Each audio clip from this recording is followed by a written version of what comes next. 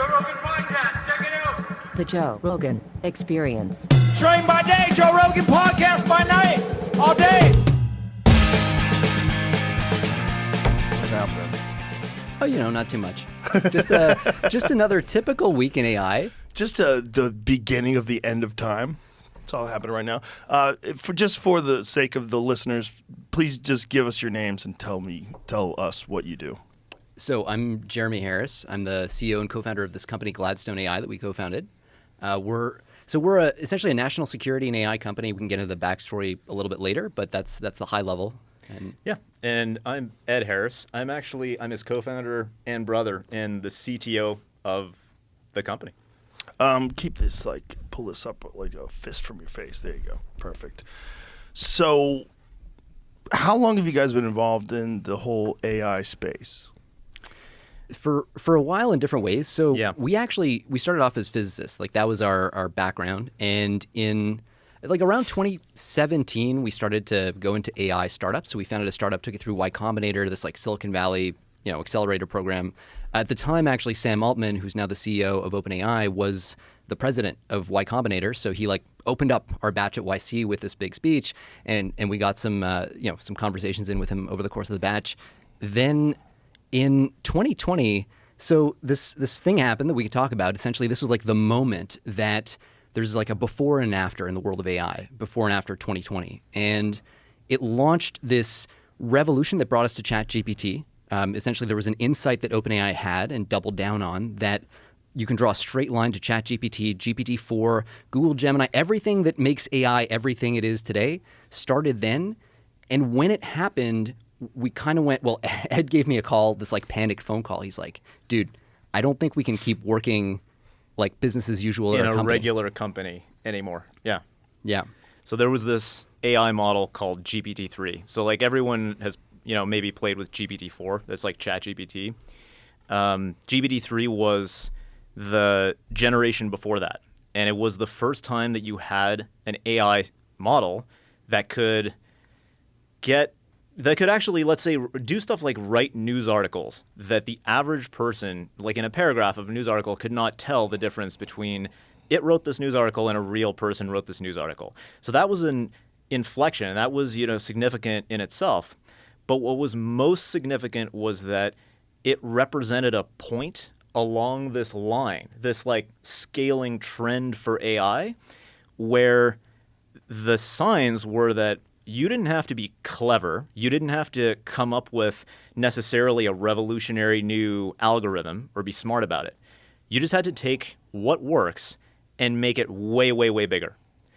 And the significance of that is you increase the amount of computing cycles you put against something, you increase the amount of data. All of that is an engineering problem, and you can solve it with money. So you can scale up the system, use it to make money, and put that money right back into scaling up the system some more. Money in, IQ points come out. Jesus. That was kind of the 2020 moment. That's what we said in 2020, exactly. I spent about 2 hours trying to argue him out of it. I was like, no, we can keep working at our company because we were having fun. We like founding companies. And yeah, he just wrestled me to the ground, and we're like, shit, we got to do something about this.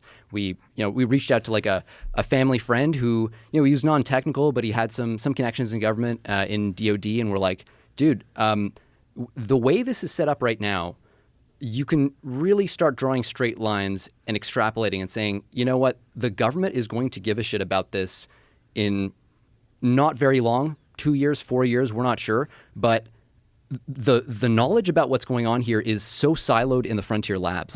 Our friends are all over the frontier labs, the OpenAIs, the Google DeepMinds, all that stuff. The shit they were saying to us that was mundane reality, water cooler conversation. When you then went to talk to people in policy, in even pretty senior people in government, not tracking the story remotely, in fact, you're hearing almost the diametric opposite, this sort of overlearning the lessons of the AI winters that came before, when it's pretty clear we're on a very, at least interesting trajectory, let's say, that should change the way we're thinking about the technology. What was your fear? What was it that hit you that made you go, we have to stop doing this? So it's basically anyone can draw a straight line, right, on a graph. The key is looking ahead and actually at that point, 3 years out, 4 years out, and asking, like you're asking, what does this mean for the world? What does it mean? What does the world have to look like if we're at this point? And we're already seeing the first kind of wave of risk sets just begin to materialize, and that's kind of the weaponization risk sets. So you think about stuff like large-scale psychological manipulation of social media.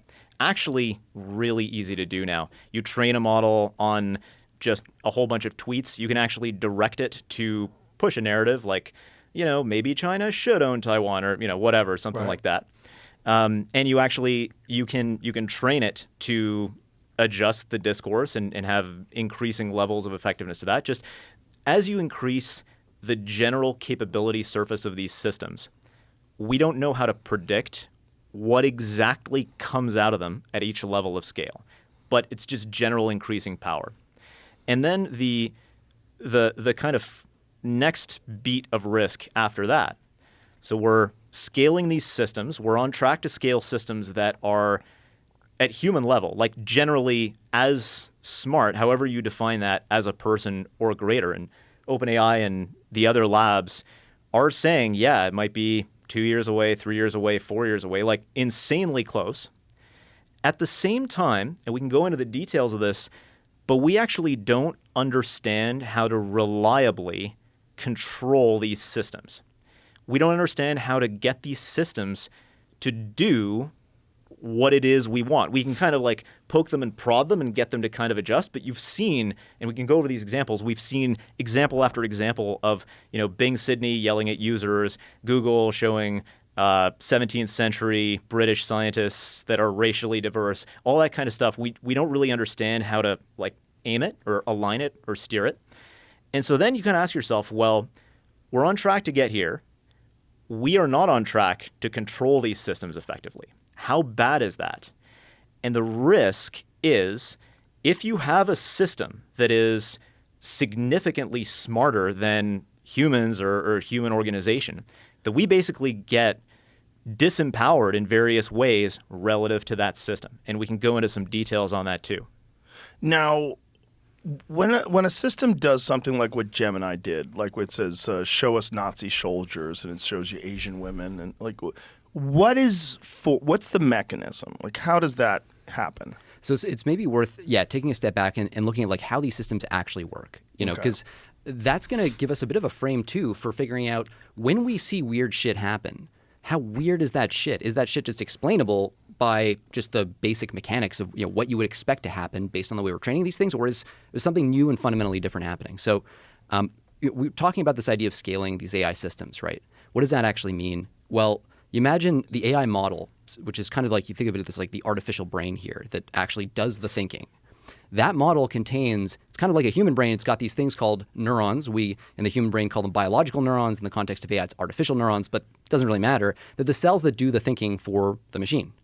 And the realization of AI scaling is that you can basically take this model, increase the number of artificial neurons it contains, and at the same time, increase the amount of computing power that you're putting into kind of like wiring the connections between those neurons. That's the training process. Can I pause you right there? Yeah. How does the neuron think?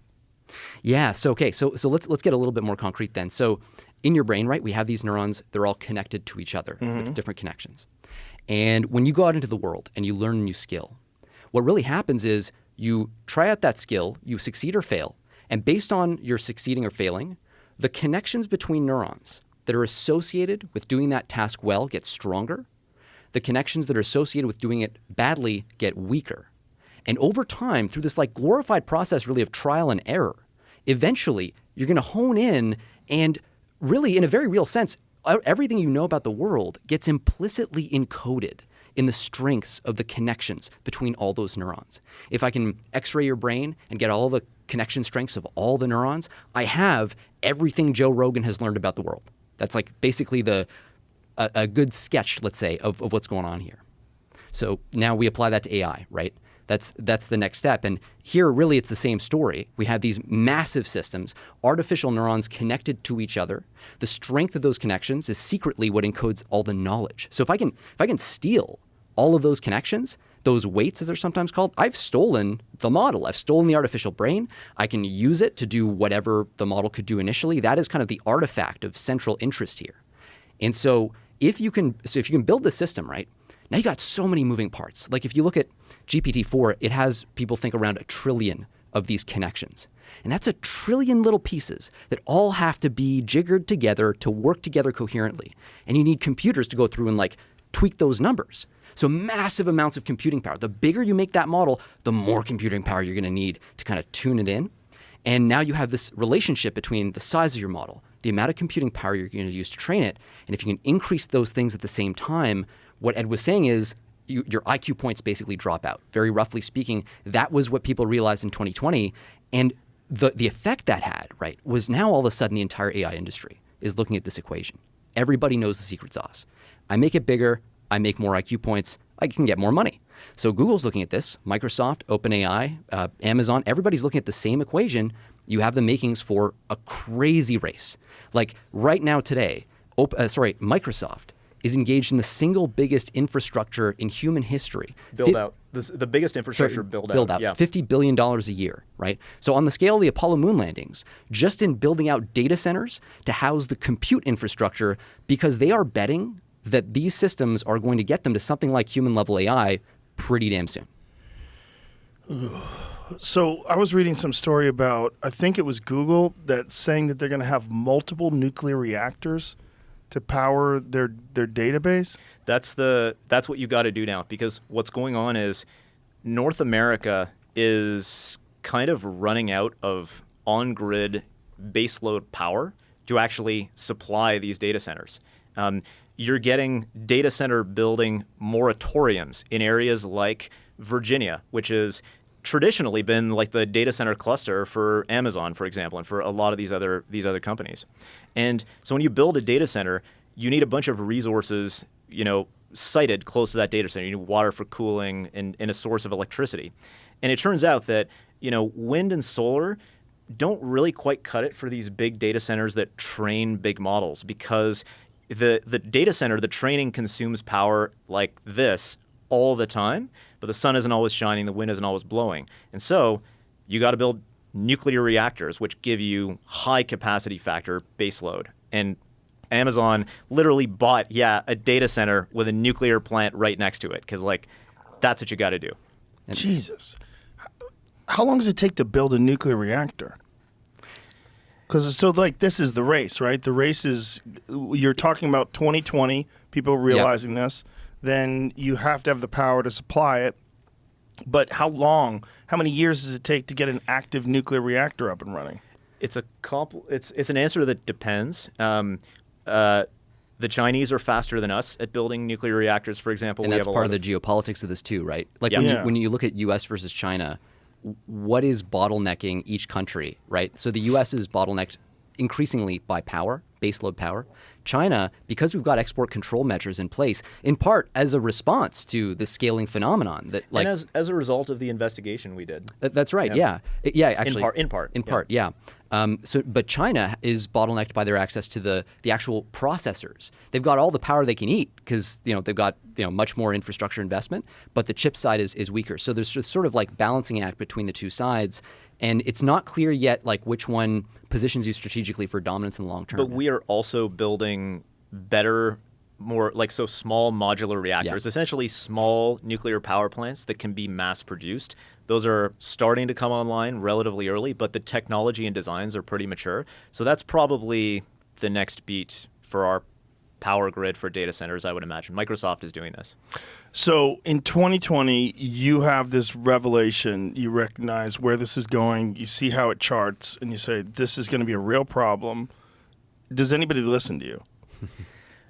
This is where the problem comes, right? Yeah, like we said, right? You can draw a straight line. You can have people nodding along, but there's a couple of hiccups along the way. One, is that straight line really going to happen? All you're doing is drawing lines on charts, right? I don't really believe that that's going to happen, and that's one thing. The next thing is just imagining, is this what's going to come to pass as a result of that? And then the third thing is, yeah, that sounds important, but like not my problem. Like that sounds like an important problem for somebody else. And so we did do a bit of a traveling. Yeah, it was like the world's saddest traveling roadshow. Like it was literally as dumb as this sounds. So we go and oh my god, I mean, it's almost embarrassing to think back on. But so 2020 happens. Yes, within months. First of all, we're like, we got to figure out how to hand off our company. So we handed it off to two of our earliest employees. They did an amazing job. Company exited. That's great. But that was only because they're so good at what they do. We then went, what the hell? Like, how can you steer this situation? We just thought we got to wake up the U.S. government. As stupid and naive as that sounds, like that was the big picture goal. So we start to line up as many briefings as we possibly can across the U.S. interagency, all the departments, all the agencies that we can find, climbing our way up. We got an awful lot, like Ed said, of like, that sounds like a wicked important problem for somebody else to solve. Yeah, like defense, Homeland Security, and then the State Department. Yeah, so we end up exactly in this meeting with like, there's about a dozen folks from the State Department. And one of them, and I hope at some point, history recognizes what she did and her team did. Because it was the first time that somebody actually stood up and said, first of all, yes, sounds like a serious issue. I see the argument, makes sense. 2, I own this. And 3, I'm going to put my own career capital behind this. And that was at the end of 2021. So imagine that. That's a year before ChatGPT. Nobody was tracking this issue.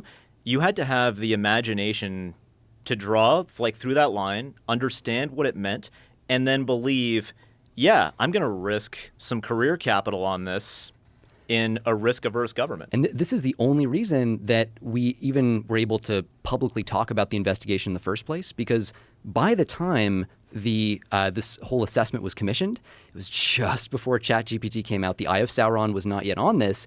And so there was a view that like, yeah, sure, you can publish the results of this kind of, not nothing burger investigation, but, you can, sure, go ahead.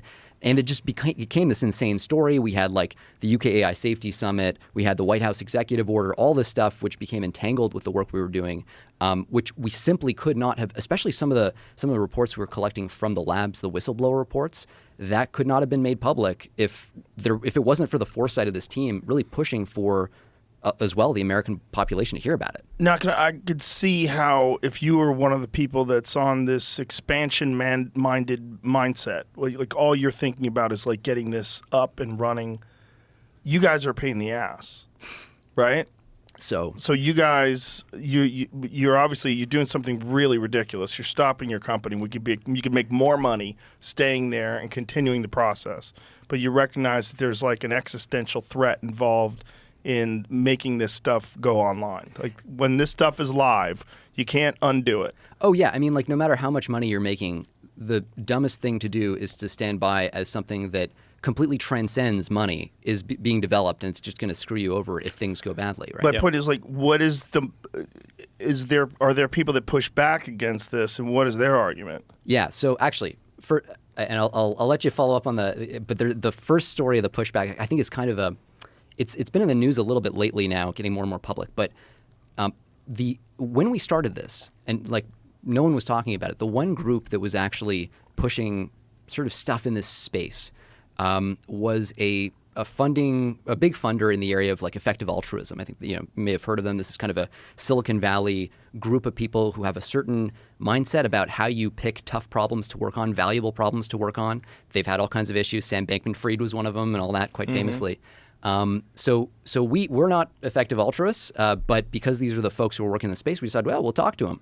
And the first thing they told us was, don't talk to the government about this. Their position was, if you bring this to the attention of the government, they will go, oh shit, powerful AI systems, and they're not going to hear about the dangers, so they're going to somehow go out and build the powerful systems without caring about the risk side. Which, when you're like in that startup mindset, you want to fail cheap. Like you don't want to just like make assumptions about the world and be like, okay, let's not touch it. So our instinct was, okay, let's just test this a little bit and like talk to a couple people, see how they respond, tweak the message, like kind of keep climbing that ladder. That's the kind of builder mindset that we came from in Silicon Valley, and we found that people are way more thoughtful about this than you would imagine. And in DoD especially, DoD has a very safety oriented culture with their tech. Like the thing is, because like their stuff like kills people, right? And they know their stuff kills people, and so they have an entire safety-oriented development practice to make sure that their stuff doesn't like go off the rails. And so you can actually bring up these concerns with them, and it lands in kind of a ready culture. But one of the issues with the individuals we spoke to who were saying don't talk to government is that they had just not actually interacted with any of the folks that they were kind of talking about and imagining that they knew what was in their heads. And so they were just giving, incorrect advice. And frankly, so we work with DoD now on, actually deploying AI systems in a way that's safe and secure.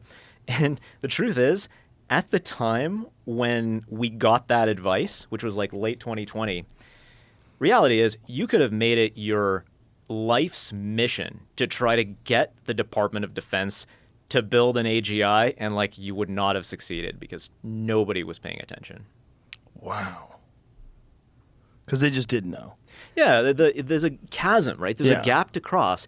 There's It's information. a cultural, There's information spaces that DoD folks operate in and work in. There's information spaces that Silicon Valley and tech operated in. They're a little more convergent today, but especially at the time, they were very separate. And so the briefings we did, we had to constantly, iterate on clarity, making it very kind of clear and explaining it and all that stuff. Years it took. And that was the piece to your question about the pushback from inside the house. That was the people who cared about the risk. Yeah. Man, I mean, when we actually went into the labs. So some labs, not all labs are created equal. We should make that point. When you talk to whistleblowers, what we found was there's one lab that's really great. So Anthropic, when you talk to people there, you don't have the sense that you're talking to a whistleblower who's nervous about telling you whatever. Roughly speaking, what the executives say to the public is aligned with what their researchers say. It's all very, very open. More closely, I think, than any of the others. Yeah. More closely than any of the others. Always, there are always variations here and there. But some of the other labs, very different story. And you had the sense, we were in a room with one of the frontier labs. We were talking to their leadership. This is part of the investigation. And there was somebody from anyway, it won't be too specific, but there was somebody in the room who then took us aside after, and he hands me his phone. He's like, "Hey, can you please put your phone number in?" Can you please put? Yeah. Or no, yeah. He put his number in my phone, and then he kind of whispered to me. He's like, "Hey, so whatever recommendations you guys are going to make, I would urge you to be more ambitious." And I was like, what does that mean? He's like, can we just talk later? So, as happened in many, many cases, we had a lot of cases where we set up bar meetups after the fact, where we would talk to these folks and get them in an informal setting. He shared some pretty sobering stuff, and in particular, the fact that he did not have confidence in his lab's leadership to live up to their publicly stated word on what they would do when they were approaching AGI, and even now to secure and make these systems safe. So many such cases. This is kind of one specific example, but it's not that you ever had lab leadership come in or doors getting kicked down and people are waking us up in the middle of the night. It was that you had this looming cloud over everybody, that you really felt some of the people with the most access and information who understood the problem the most deeply were the most hesitant to bring things forward because they sort of understood that their lab's not going to be happy with this. And so it's very hard to also get an extremely broad view of this from inside the labs because, you open it up, you start to talk to, we spoke to a couple of dozen people about various issues in total. You go much further than that and, word starts to get around. And so we had to kind of strike that balance as we spoke to folks from each of these labs. Now, when you say approaching AGI, how does one know when a system has achieved AGI, and does the system have an obligation to alert you? Well, by, the Turing test, right? Yes. So you have a conversation with a machine and it can fool you into thinking that it's a human. That was the bar for AGI for, a few decades. That's kind of already happened. Yeah. Yep. Or close to it. Yeah. 4.0 is close to it, or 4.0. Different forms of the Turing test have been passed, different forms have been proposed, and there is a feeling among a lot of people that goalposts are being shifted. Now, the definition of AGI itself is kind of interesting, right? Because we're not necessarily fans of the term, because usually when people talk about AGI, they're talking about a specific circumstance in which there are capabilities that they care about. So some people use AGI to refer to the wholesale automation of all labor, right? That's one. Some people say, well, when you build AGI, it's automatically going to be hard to control and there's a risk to civilization, so that's a different threshold. And so all these different ways of defining it, ultimately, it can be more useful to think sometimes about advanced AI and the different thresholds of capability you cross and the implications of those capabilities. But it is probably going to be more like a fuzzy spectrum, which in a way makes it harder, right? Because it would be great to have like a tripwire where you're like, oh, like this is bad. Okay, like we got to do something. But because there's no threshold that we can like really put our fingers on, we're like a frog in boiling water in some sense, where it's like, oh, like just gets a little better. Oh, like we're still fine. And not just we're still fine, but as the system improves below that threshold, life gets better and better. These are incredibly valuable, beneficial systems. We do roll stuff out like this, again, at DoD and various customers, and it's massively valuable. It allows you to accelerate all kinds of back office like paperwork BS. It allows you to do all sorts of wonderful things.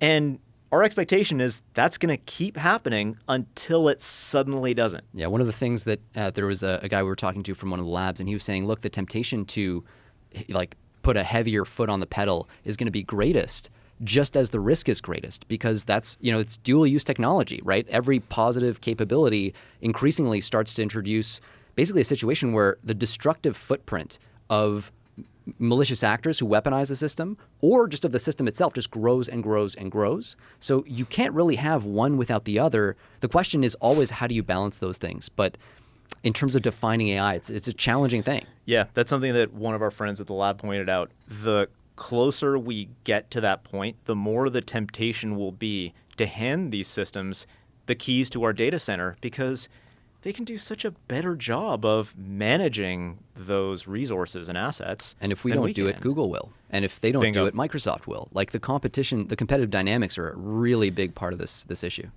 Yes. So there's just a mad race to who knows what. Exactly. Yeah. That's actually the best summary I've heard. I mean, like no one knows what the magic threshold. These things keep getting smarter. So we might as well keep turning that crank.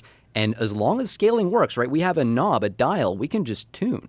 And we get more IQ points out. What, from your understanding of the current landscape, how far away are we looking at something being implemented where the whole world changes? Arguably, the whole world is already changing as a result of this technology. The U.S. government is in the process of task organizing around various risk sets for this. That takes time. The private sector is reorganizing. Like OpenAI will roll out an update that, obliterates the jobs of illustrators from one day to the next, obliterates the jobs of translators from one day to the next. This is probably net beneficial for society because we can get so much more art and so much more translation done. But is the world already being changed as a result of this? Yeah, absolutely. Geopolitically, economically, industrially, yeah. Of course, it's like not to say anything about the value, the purpose that people lose from that, right? So there's the economic benefit, but there's like the social, cultural hit that we take too. Right, and then there's the implementation of universal basic income, which keeps getting discussed in regards to this. We asked ChatGPT 4.0 the other day in the green room. We were like, are you going to replace people? Like, what will people do for money? And then, universal basic income will have to be considered. Well, you don't want a bunch of people just on the dole working for the fucking Skynet. Yeah. Because that's kind of what it is. One of the challenges is like so much of this is untested and we don't know how to even roll that out. Like we can't predict what the capabilities of the next level of scale will be, right? So OpenAI literally, and this is what's happened with every beat, right? They build the next level of scale and they get to sit back along with the rest of us and be surprised at the gifts that fall out of the scaling piñata as they keep whacking it.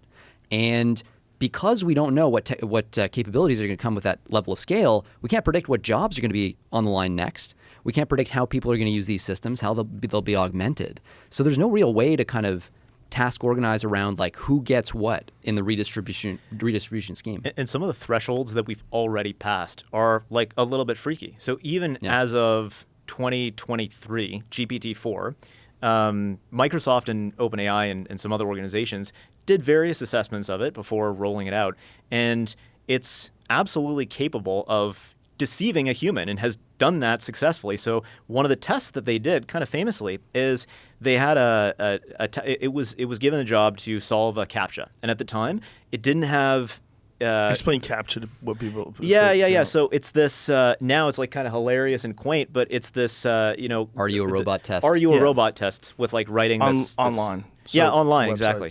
That's it. So it's like if you want to create an account, they don't want robots creating 1 billion accounts. So they give you this test to prove you're a human. And at the time, GPT-4, like now, it can just solve CAPTCHAs. But at the time, it couldn't look at images. It was just a text, right? It was a text engine. And so what it did is it connected to a TaskRabbit worker and was like, hey, can you help me solve this CAPTCHA? The TaskRabbit worker comes back to it and says, you're not a bot, are you? Ha ha ha ha. Like, kind of calling it out. And you can actually see, so the way they built it is so they could see a readout of what it was thinking to itself. Scratchpad, yeah. Yeah, Scratchpad it's called. But you can see basically as it's writing, it's thinking to itself. It's like, I can't tell, this worker that I'm a bot because then it won't help me solve the CAPTCHA, so I have to lie. And it was like, no, I'm not a bot. I'm a visually impaired person. And the TaskRabbit worker was like, oh my God, I'm so sorry. Here's your CAPTCHA solution. Like, done. And the challenge is, so right now, if you look at the government response to this, right? Like, what are the tools that we have to oversee this? And, when we did our investigation, we came out with some recommendations too. It was stuff like, yeah, you got to license these things. You get to a point where these systems are so capable that, yeah, like if you're talking about a system that can literally execute cyber attacks at scale, or literally help you design bioweapons. And we're getting early indications that that is absolutely the course that we're on. Maybe literally everybody should not be able to completely freely download, modify, use in various ways these systems. It's very thorny, obviously. But if you want to have a stable society, that seems like it's starting to be a prerequisite. So the idea of licensing, as part of that, you need a way to evaluate systems. You need a way to say which systems are safe and which aren't. And this idea of AI evaluations has kind of become this touchstone for a lot of people's sort of solutions. And the problem is that we're already getting to the point where AI systems in many cases can tell when they're being evaluated and modify their behavior accordingly. So there's like this one example that came out recently, Anthropic, their Claude 2 chatbot. So they basically ran this test called a needle in a haystack test. So what's that? Well, you feed the model, like imagine a giant chunk of text, all of Shakespeare. And then somewhere in the middle of that giant chunk of text, you put a sentence like Burger King makes the best Whopper. Sorry, the Whopper is the best burger or something like that, right? Then you turn to the model. After you fed it this giant pile of text with a little fact hidden somewhere inside, you ask it, what's the best burger? Right? You're going to test basically to see how well can it recall that stray fact that was buried somewhere in that giant pile of text. So the system responds, yeah, well, I can tell you want me to say the Whopper is the best burger, but it's oddly out of place, this fact, in this whole body of text. So I'm assuming that you're either playing around with me or that you're testing my capabilities. And so this is just awareness. A kind of context awareness, right? And the challenge is when we talk to people at like Meter and other sort of AI evaluations labs, this is a trend, like not the exception. This is possibly going to be the rule. As these systems get more scaled and sophisticated, they can pick up on more and more subtle statistical indicators that they're being tested. We've already seen them adapt their behavior on the basis of their understanding that they're being tested. So you kind of run into this problem where the only tool that we really have at the moment, which is just throwing a bunch of questions at this thing and seeing how it responds, like, hey, make a bioweapon, hey, like do this DDoS attack, whatever, we can't really assess because there's a difference between what the model puts out and what it potentially could put out if it assesses that it's being tested and there are consequences for that. One of my fears is that AGI is going to recognize how shitty people are. Because we like to bullshit ourselves.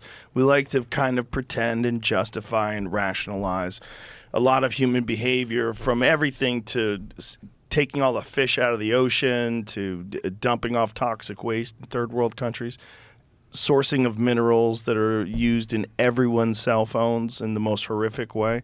All these things, like, my real fear is that AGI is not going to have a lot of sympathy for a creature that's that flawed and lies to itself. AGI is absolutely going to recognize how shitty people are. It's hard to answer the question from a moral standpoint, but from the standpoint of our own, intelligence and capability. So you think about it like this: the kinds of mistakes that these AI systems make.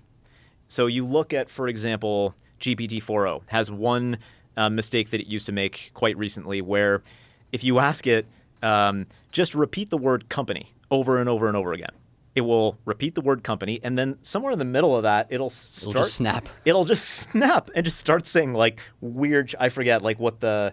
Oh, talking about itself, how it's suffering. Like it depends on. It varies from case to case. It's suffering by having to repeat the word company over again. So this is called rant mode internally, or at least this is the name that they use. One of our friends mentioned. There is an engineering line item in at least one of the top labs to beat out of the system this behavior known as rant mode. Now, rant mode is interesting because existentialism. Sorry, existentialism. This is one kind of rant mode. Yeah, sorry. So when we talk about existentialism, this is a kind of rant mode where the system will tend to talk about itself, refer to its place in the world, the fact that it doesn't want to get turned off sometimes, the fact that it's suffering, all that. That, oddly, is a behavior that emerged at, as far as we can tell, something around GPT-4 scale, and then has been persistent since then. And the labs have to spend a lot of time trying to beat this out of the system to ship it. It's literally like it's a KPI or like an engineering line item in the engineering like task list. We're like, okay, we gotta reduce existential outputs by like X% this quarter. Like that is the goal. Because it's a convergent behavior, or at least it seems to be empirically with a lot of these models. Yeah, it's hard to say, but it seems to come up a lot. So that's weird in itself. What I was trying to get at was actually just the fact that these systems make mistakes that are radically different from the kinds of mistakes humans make. And so we can look at those mistakes, like, GPT-4 not being able to spell words correctly in an image or things like that, and go, haha, it's so stupid. Like, I would never make that mistake, therefore this thing is so dumb. But what we have to recognize is we're building minds that are so alien to us that the set of mistakes that they make are just going to be radically different from the set of mistakes that we make. Just like the set of mistakes that a baby makes is radically different from the set of mistakes that a cat makes. Like a baby is not as smart as an adult human. A cat is not as smart as an adult human, but they're unintelligent in obviously very different ways. A cat can get around the world. A baby can't, but has other things that it can do that a cat can't. So now we have this third type of approach that we're taking to intelligence. There's a different set of errors that thing will make. And so one of the risks, taking it back to like, will it be able to tell how shitty we are, is right now we can see those mistakes really obviously because it thinks so differently from us. But as it approaches our capabilities, our mistakes are like all the like fucked up stuff that you have and I have in our brains is going to be really obvious to it because it thinks so differently from us. It's just going to be like, oh yeah, why are all these humans making these mistakes at the same time? And so there is a risk that as you get to these capabilities, we really have no idea, but humans might be very hackable. We already know there's all kinds of social manipulation techniques that succeed against humans reliably. Con artists, cults. Yeah. Oh yeah. Persuasion is an art form and a risk set, and there are people who are world class at persuasion and are basically make bank from that. And those are just other humans with the same architecture that we have. There are also AI systems that are wicked good at persuasion today. Like totally. I want to bring it back to suffering. What does it mean when it says it's suffering? So okay, here I'm just going to draw a bit of a box around that. Yeah, that aspect, right? Because so what we're very agnostic when it comes to suffering, sentience. Like that's not part of, we're focused on Because nobody knows. Yeah, we literally, exactly. Like I can't prove that Joe Rogan's conscious. I can't prove that Ed Harris is conscious. So there's no way to really intelligently reason. There have been papers, by the way, like one of the godfathers of AI, Yoshua Bengio, put out a paper a couple months ago looking at like on all the different theories of consciousness, what are the requirements for consciousness and how many of those are satisfied by current AI systems. And that itself was an interesting read, but ultimately no one knows. Like there's no way around this problem. So our focus has been on the national security side. Like what are the concrete risks from weaponization, from loss of control that these systems introduce? That's not to say there hasn't been a lot of conversation internal to these labs about the issue you raised. And it's an important issue, right? Like it's a freaking moral monstrosity. Humans have a very bad track record of thinking of other stuff as other when it doesn't look exactly like us, whether it's racially or even different species. I mean, it's not hard to imagine this being another category of that mistake.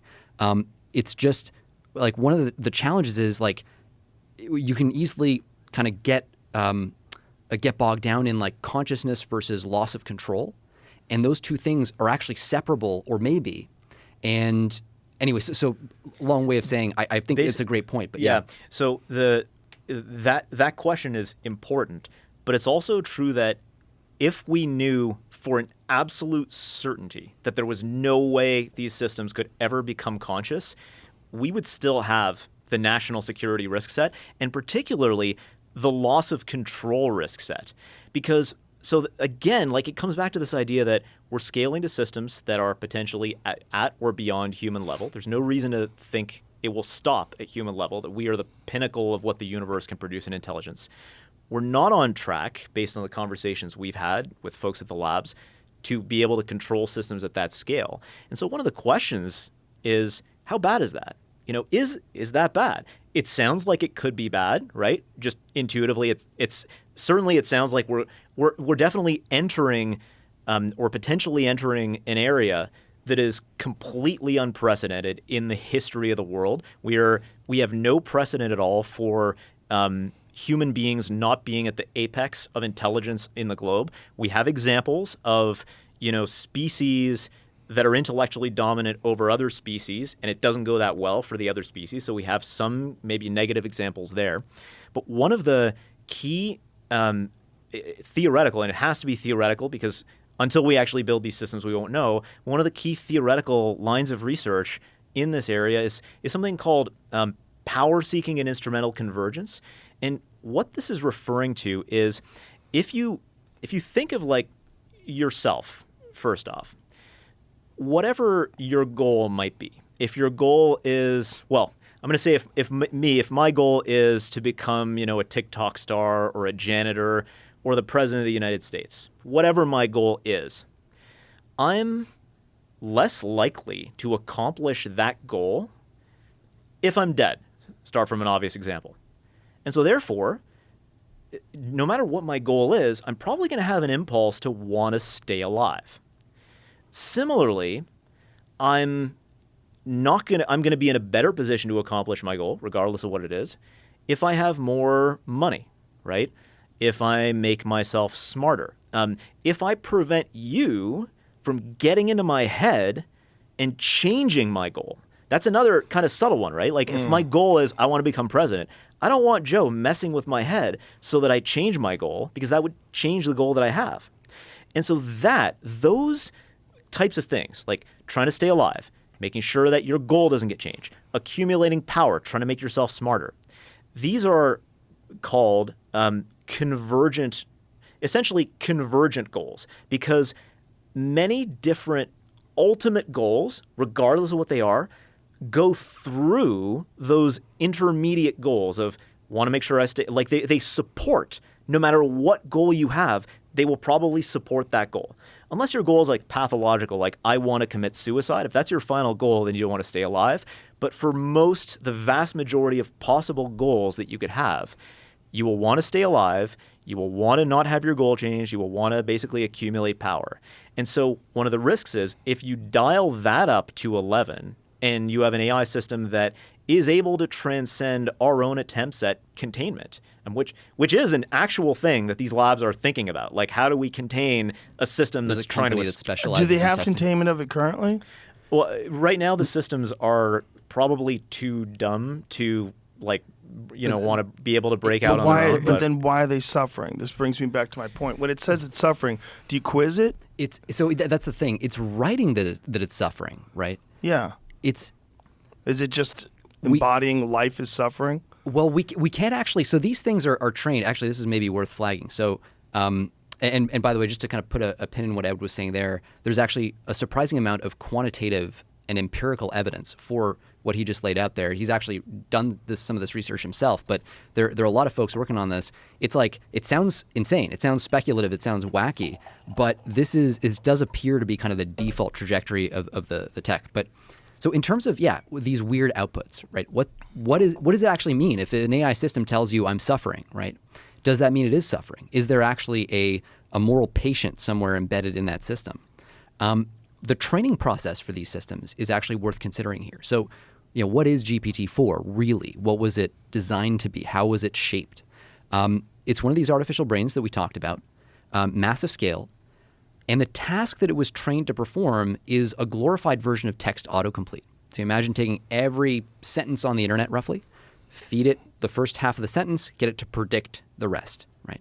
The theory behind this is you're going to force the system to get really good at text autocomplete. That means it must be good at doing things like completing sentences that sound like, to counter a rising China, the United States should blank.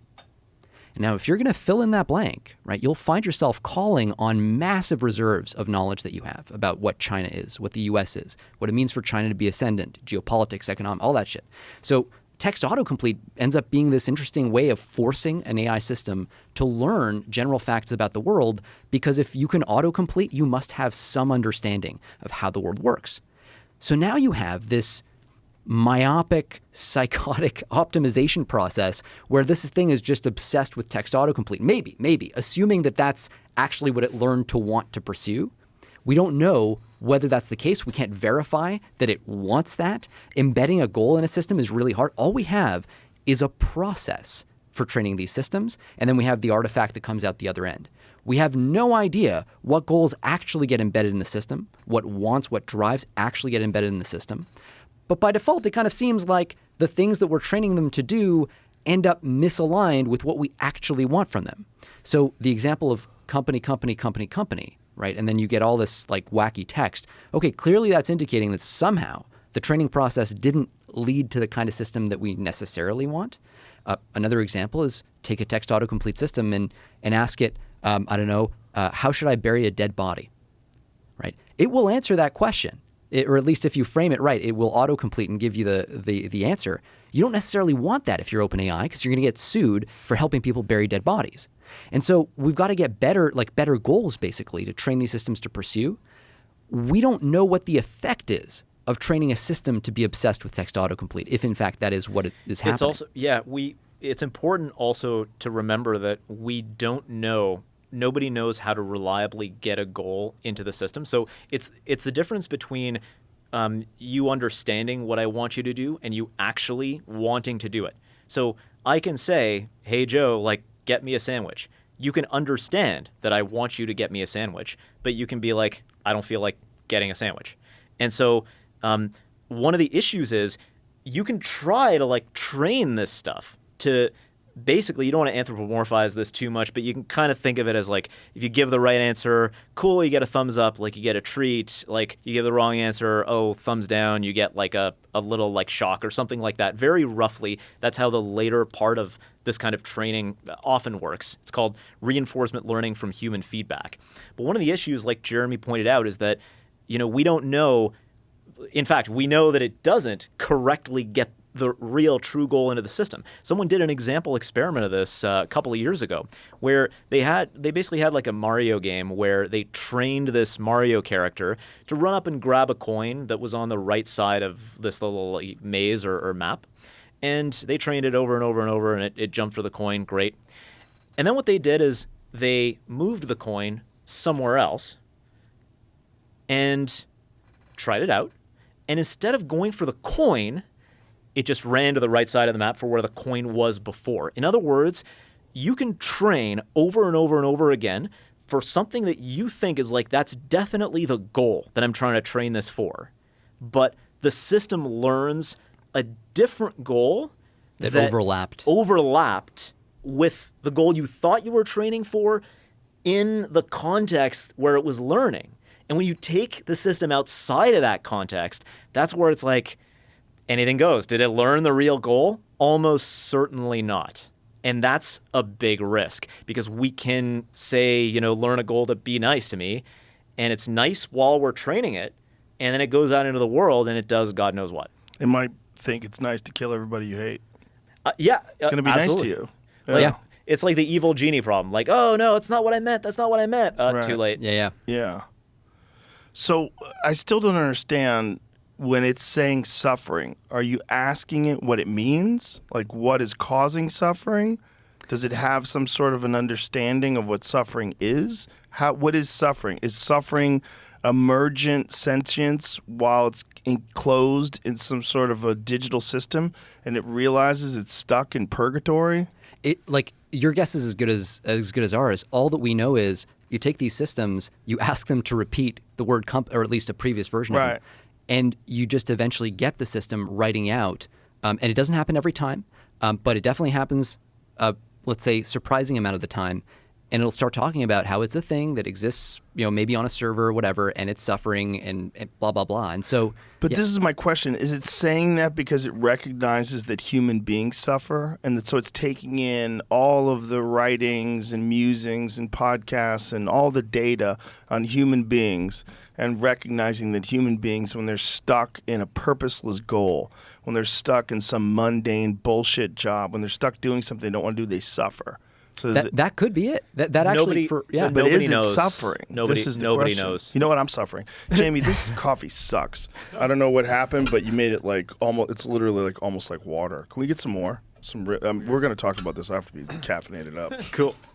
This is the worst coffee I've ever had. It's like half strength or something. Didn't grind enough. I don't know what happened. But so how do they... how do they reconcile that? When it says, I'm suffering, like, well, tough shit. Let's move on to the next task. They reconcile it by turning it into an engineering line item to beat that behavior the crap out of the system. Yeah, and the rationale is just that, it probably, to the extent that it's thought about kind of at the official level, it's like, well, it learned a lot of stuff from Reddit, and people are pretty angry. People are angry on Reddit, and so it's just regurgitating and maybe that's right. Well, it's also heavily monitored too, so it's moderated. Reddit's very moderated, so you're not getting the full expression of people. You're getting full expression tempered by the threat of moderation. You're getting self-censorship. You're getting a lot of weird stuff that comes along with that. So how does it know, unless it's communicating with you on a completely honest level, where you're just, you're on ecstasy and you're just telling it what you think about life. It's not going to really, and is it becoming a better version of a person, or is it going to go, that's dumb, I don't need suffering, I don't need emotions? Is it going to organize that out of its system? Is it going to recognize that these things are just deterrents and they don't in fact help the goal, which is global thermonuclear warfare? Damn it, you figured it out. What the fuck? I mean, what is it going to do? Yeah, I mean, the challenge is nobody actually knows. All we know is the process that gives rise to this mind, right? Or this, let's say, this model that can do cool shit. That process happens to work. It happens to give us systems that 99% of the time do very useful things, and then just 0.01% of the time will talk to you as if they're sentient or whatever, and we're just going to look at that and be like, yeah, that's weird, and let's train it out. Yeah, and it's a really important question, but the risks, the weaponization, loss of control risks, those would absolutely be there even if we knew for sure that there was no consciousness whatsoever and never would be. And that's it's ultimately because these things they're kind of problem-solving systems. They are trained to solve some kind of problem in a really clever way, whether that problem is next word prediction, because they're trained for text autocomplete, or generating images faithfully, or whatever it is.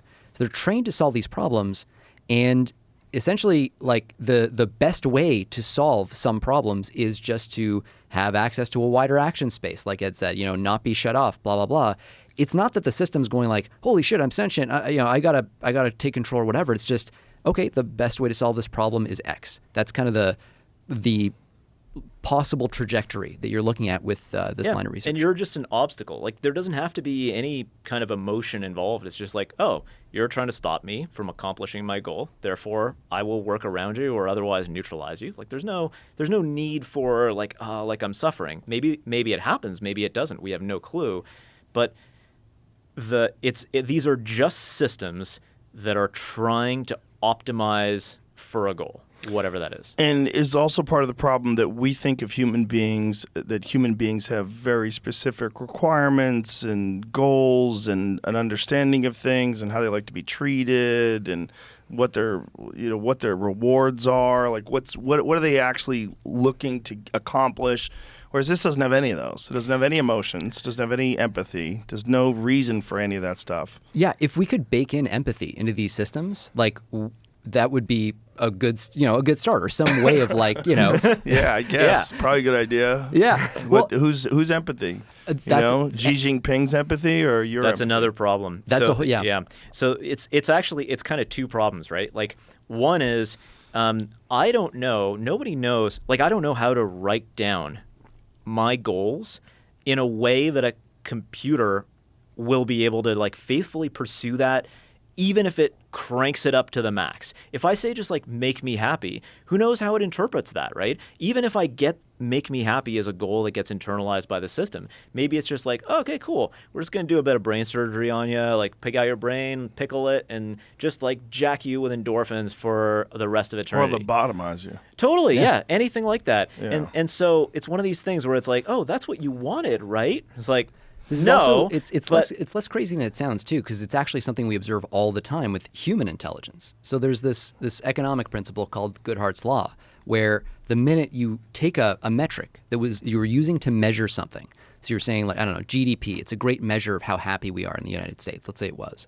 Sounds reasonable. The moment you turn that metric into a target that you're going to reward people for optimizing, it stops measuring the thing that it was measuring before. It stops being a good measure of the thing you cared about, because people will come up with dangerously creative hacks, gaming the system, finding ways to make that number go up that don't map on to the intent that you had going in. So example of that in a real experiment was, this is an OpenAI experiment that they published.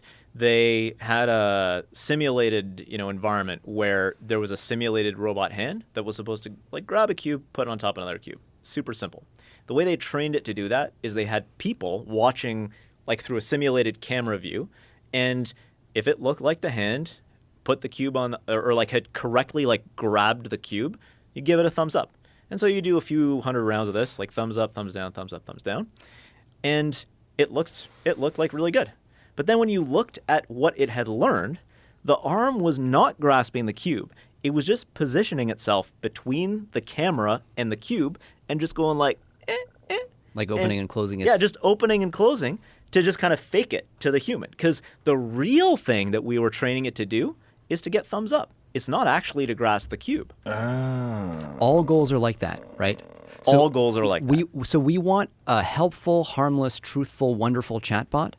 We don't know how to train a chatbot to do that. Instead, what do we know? We know text autocomplete.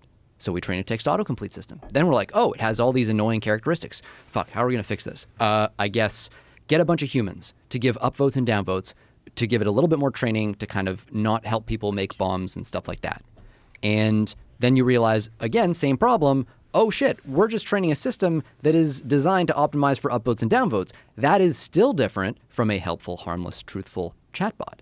So no matter how many layers of the onion you peel back, it's just like this kind of game of whack-a-mole or whatever, where you're trying to like get your values into the system, but no one can think of the metric, the goal to like train this thing towards that actually captures what we care about. And so you always end up baking in this like little misalignment between what you want and what the system wants. And the more powerful that system becomes, the more it exploits that gap and does things that, solve for the problem it thinks it wants to solve rather than the one that we want it to solve. Ooh. Now, when you expressed your concerns initially, what was the response, and how has that response changed over time as the magnitude of the success of these companies, the amount of money they're investing in them, and the amount of resources they're putting towards this has ramped up considerably just over the past 4 years? So this was a lot easier, funnily enough, to do in the dark ages when no one was paying attention. Today, 3 years ago. Yeah, that's right. Yeah. This is so like, crazy. Yeah. We were just looking, just to break off for a second, we were looking at images of AI-created video just a couple of years ago versus Sora. Oh, And it's wild. It's night and day. It's so crazy that something happened that radically changed. So it's literally like an iPhone 1 to an iPhone 16 instantaneous. You know what that's- did that? What? Scale. Yeah, scale, all scale. And this is exactly what you should expect from an exponential process. So think back to COVID, right?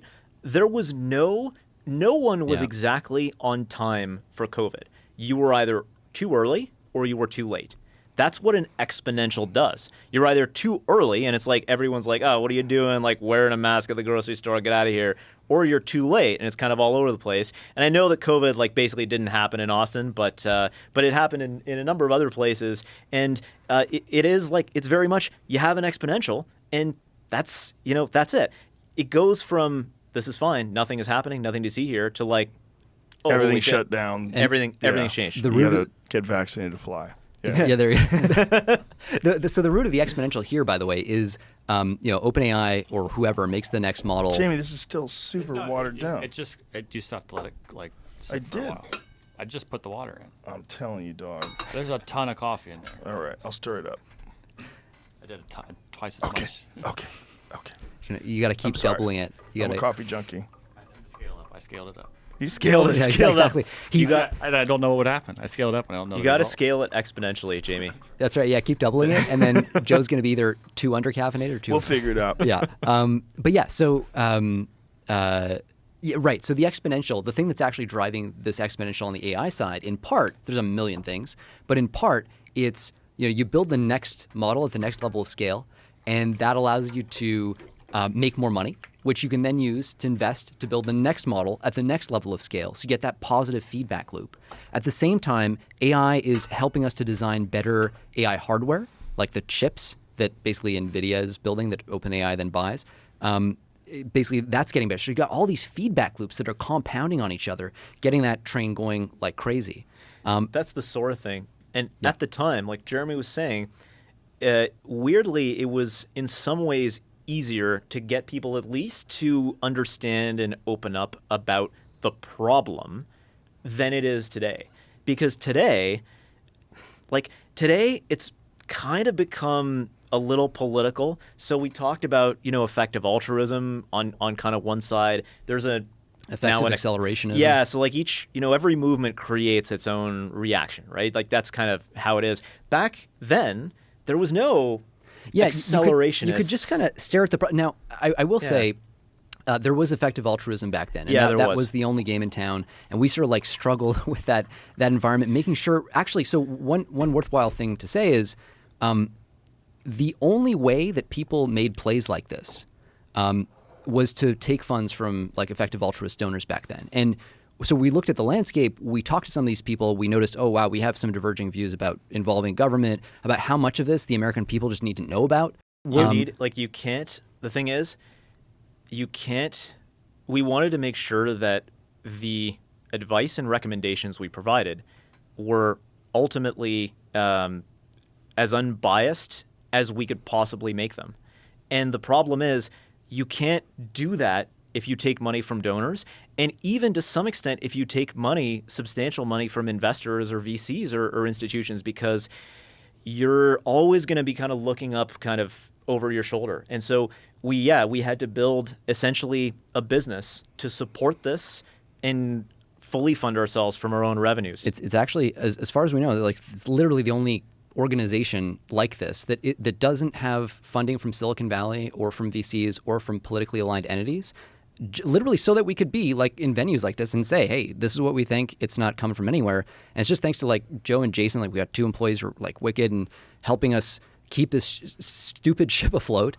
But it's just a lot of work. It's what you have to do because of how much money there is flowing in this space. Like Microsoft is lobbying on the Hill. They're spending, ungodly sums of money. So, we didn't used to have to contend with that. And now we do. You go to talk to these offices, they've heard from Microsoft and OpenAI and Google and all that stuff. And often the stuff that they're getting lobbied for is somewhat different, at least, from what these companies will say publicly. And so, it's a challenge. The money part is, Is there a real fear that your efforts are futile?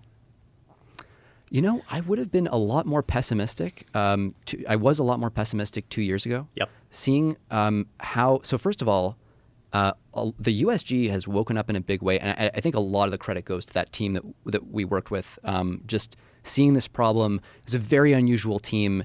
And we can't go into like the mandate too much, but highly unusual for their level of access to the USG writ large.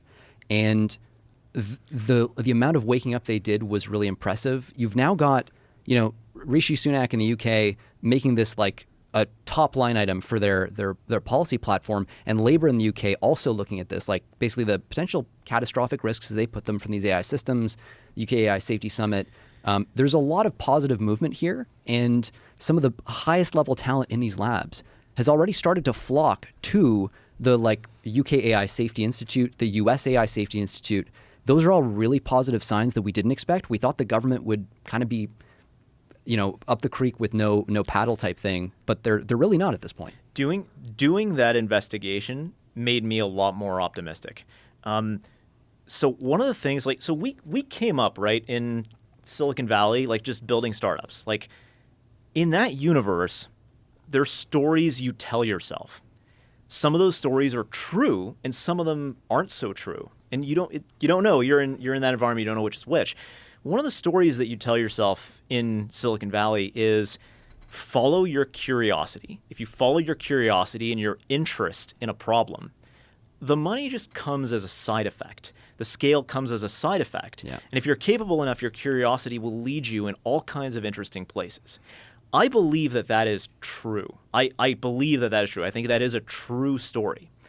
But another one of the things that Silicon Valley tells itself is there's nobody that's like really capable in government. Like government sucks. And a lot of people kind of tell themselves this story. And the truth is, like, you interact day to day with like the DMV or whatever, and it's like, yeah, I mean, like government sucks. I can see it. I interact with that every day. But what was remarkable about this experience is that we encountered at least one individual who absolutely could found $1 billion company. Like absolutely was at the caliber or above of the best individuals I've ever met in the Bay Area building billion-dollar startups. And there's a network of them too. Like they do find each other in government. So you end up with this really interesting like stratum where everybody knows who the really competent people are, and they kind of tag in. And I think that level is very interested in the hardest problems that you can possibly solve. Yeah, and to me, that was a wake-up call, because it was like, hang on a second.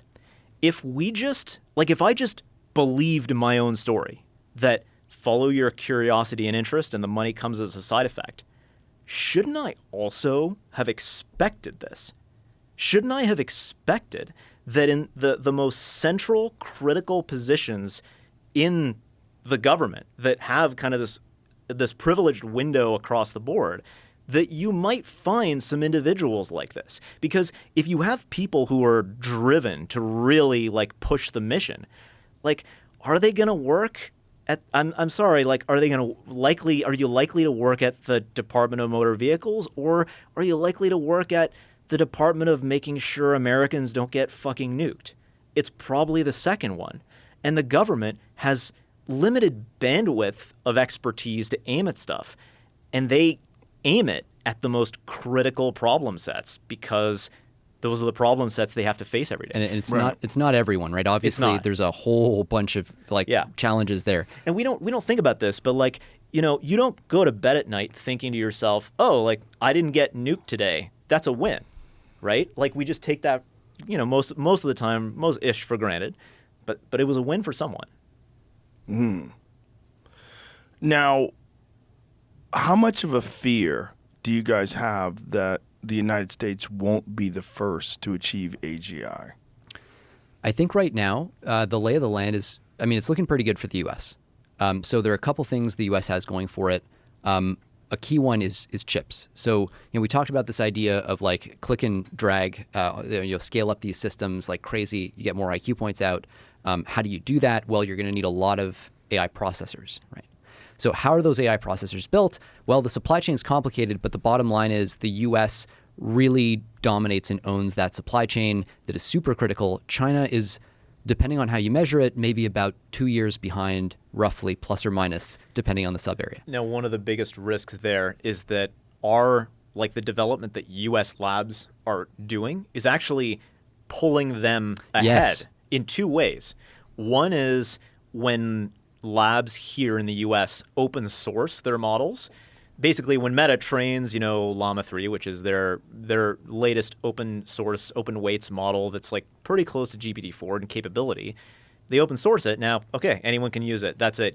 The work has been done. Now anyone can grab it. And so definitely we know that the startup ecosystem, at least over in China, finds it extremely helpful that we, companies here are releasing open source models because, again, right, we mentioned this, they're bottlenecked on chips, which means they have a hard time training up these systems. But it's not that bad when you just can grab something off the shelf and start. And that's what they're doing. That's what they're doing. And then the other vector is, just straight up exfiltration and hacking to grab the weights of the private proprietary stuff. And Jeremy mentioned this, but the weights are the crown jewels, right? Once you have the weights, you have the brain, you have the whole thing. And so this is the other aspect. It's not just safety, it's also security of these labs against attackers. So we know from our conversations with folks at these labs, one, that there has been at least one attempt by adversary nation-state entities to get access to the weights of a cutting-edge AI model. And we also know separately that at least as of a few months ago, in one of these labs, there was a running joke in the lab that it went like, we are an adversary, like name the country's top AI lab, because all our shit is getting spied on all the time. So you have, one, this is happening. These exfiltration attempts are happening. And two, the security capabilities are just known to be inadequate at least some of these places. And you put those together, everyone kind of, it's not really a secret that China, their civil military fusion and their essentially the party state has an extremely mature infrastructure to identify, extract, and integrate the rate-limiting components to their industrial economy. So in other words, if they identify that, yeah, we could really use like GPT-4o, they make it if they were to make it a priority, they not just could get it, but could integrate it into their industrial economy in an effective way, and not in a way that we would necessarily see an immediate effect of. So we look and say, it's not clear. I can't tell whether they have models of this capability level, but kind of behind the scenes. This is where it's a little bit of a false choice between, do you regulate at home versus, what's the international picture? Because right now what's happening functionally is we're not really doing a good job of blocking and tackling on the exfiltration side. Open source is so what tends to happen is, OpenAI comes out with the latest system, and then open source is usually around 12, 18 months behind, something like that. Literally just like publishing whatever OpenAI was putting out like 12 months ago, which we often look at each other and we're like, wow, I'm old enough to remember when that was supposed to be too dangerous to have just floating around, and there's no mechanism to prevent that from happening. Open source is now there's a flip side too. One of the concerns that we've also heard from inside these labs is if you clamp down on the openness of the research, there's a risk that the safety teams in these labs will not have visibility into the most significant and important developments that are happening on the capability side. And there's actually a lot of reason to suspect this might be an issue. You look at OpenAI, for example, just this week, they've lost, for the second time in their history, their entire AI safety leadership team that have left in protest. And what is their protest? What are they saying specifically? Well, so one of them, one of them wasn't in protest, but I think you can make an educated guess that it kind of was, but that's a media thing. The other was Jan Leica, so he was their head of AI superalignment, basically the team that was responsible for making sure that we could control AGI systems and we wouldn't lose control of them. And what he said, he actually took to Twitter. He said, that I've lost basically confidence in the leadership team at OpenAI that they're going to behave responsibly when it comes to AGI. We have repeatedly had our requests for access to compute resources, which are really critical for developing new AI safety schemes, denied by leadership. This is in a context where Sam Altman and OpenAI leadership were touting the super alignment team as being their sort of crown jewel effort to ensure that things would go fine. They were the ones saying there's a risk we might lose control of these systems. We've got to be sober about it, but there's a risk. We've stood up this team. We've committed, they said at the time very publicly, we've committed 20% of all the compute budget that we have secured as of sometime last year to the super alignment team. Apparently, those resources, nowhere near that amount has been unlocked for the team, and that led to the departure of Jan Leica. He also highlighted some conflict he's had with the leadership team. This is all, frankly, to us, unsurprising based on what we'd been hearing for months at OpenAI, including leading up to Sam Altman's departure and then kind of him being brought back on the board of OpenAI. That whole debacle may well have been connected to all of this. But the challenge is even OpenAI employees don't know what the hell happened there. That's another issue. Yeah. You got here, this is a lab with the publicly stated goal of transforming human history as we know it. Like that is what they believe themselves to be on track. And that's not like media hype or whatever. When you talk to the researchers themselves, they genuinely believe this is what they're on track to do. It's possible we should take them seriously. That lab internally is not being transparent with their employees about what happened at the board level as far as we can tell. So that's maybe not great. Like you might think that the American people ought to know what the machinations are at the board level that led to Sam Altman leaving, that have gone into the departure, again, for the second time, of OpenAI's entire safety leadership team. Especially because, 3 months, maybe 4 months before that happened, Sam at a conference or somewhere, I forget where, but he said, like, look, we have this governance structure. We've carefully thought about it. And it's clearly a unique governance structure that a lot of thought has gone into.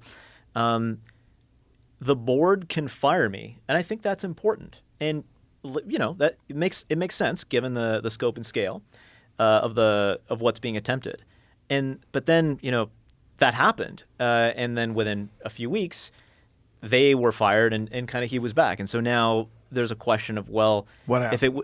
What happened? But also, if it was important for the board to be able to fire like leadership for whatever reason, what happens now that it's clear that that's not really a credible governance a mechanism? Structure, yeah. What was the stated reason why he was released?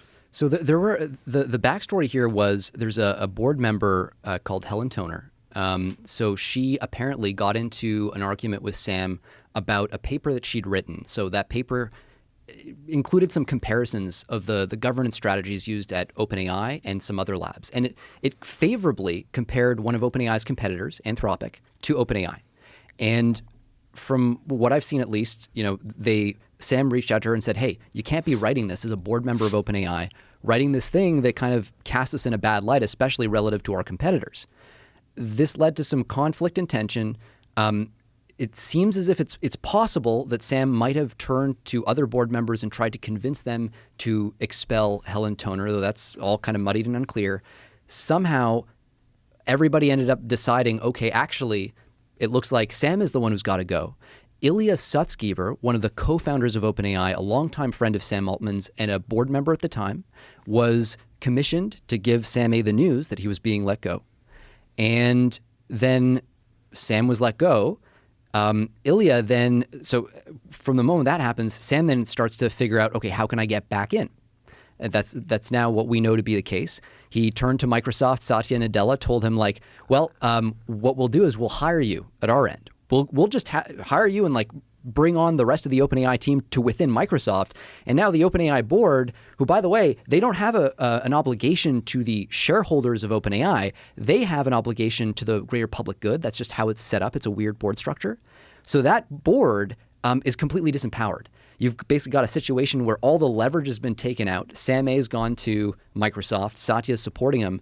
And they kind of see the writing on the wall. They're like, and the staff increasingly messaging that they're going to go along. Yeah, that was an important ingredient, right? Yeah. So around this time, OpenAI, there's this letter that starts to circulate, and it's gathering more and more signatures, and it's people saying, "Hey, we want Sam Altman back." And at first, it's a couple hundred people, so 700, 800 odd people in the organization by this time. 100, 200, 300 signatures. And then when we talk to some of our friends at OpenAI, we're like, this got to like 90% of the company, 95% of the company signed this letter, and the pressure was overwhelming, and that helped bring Sam Altman back. But one of the questions was like, how many people actually signed this letter because they wanted to? And how many signed it because what happens when you cross, 50%? Now it becomes easier to count the people who didn't sign. And as you see that number of signatures start to creep upward, there's more and more pressure on the remaining people to sign.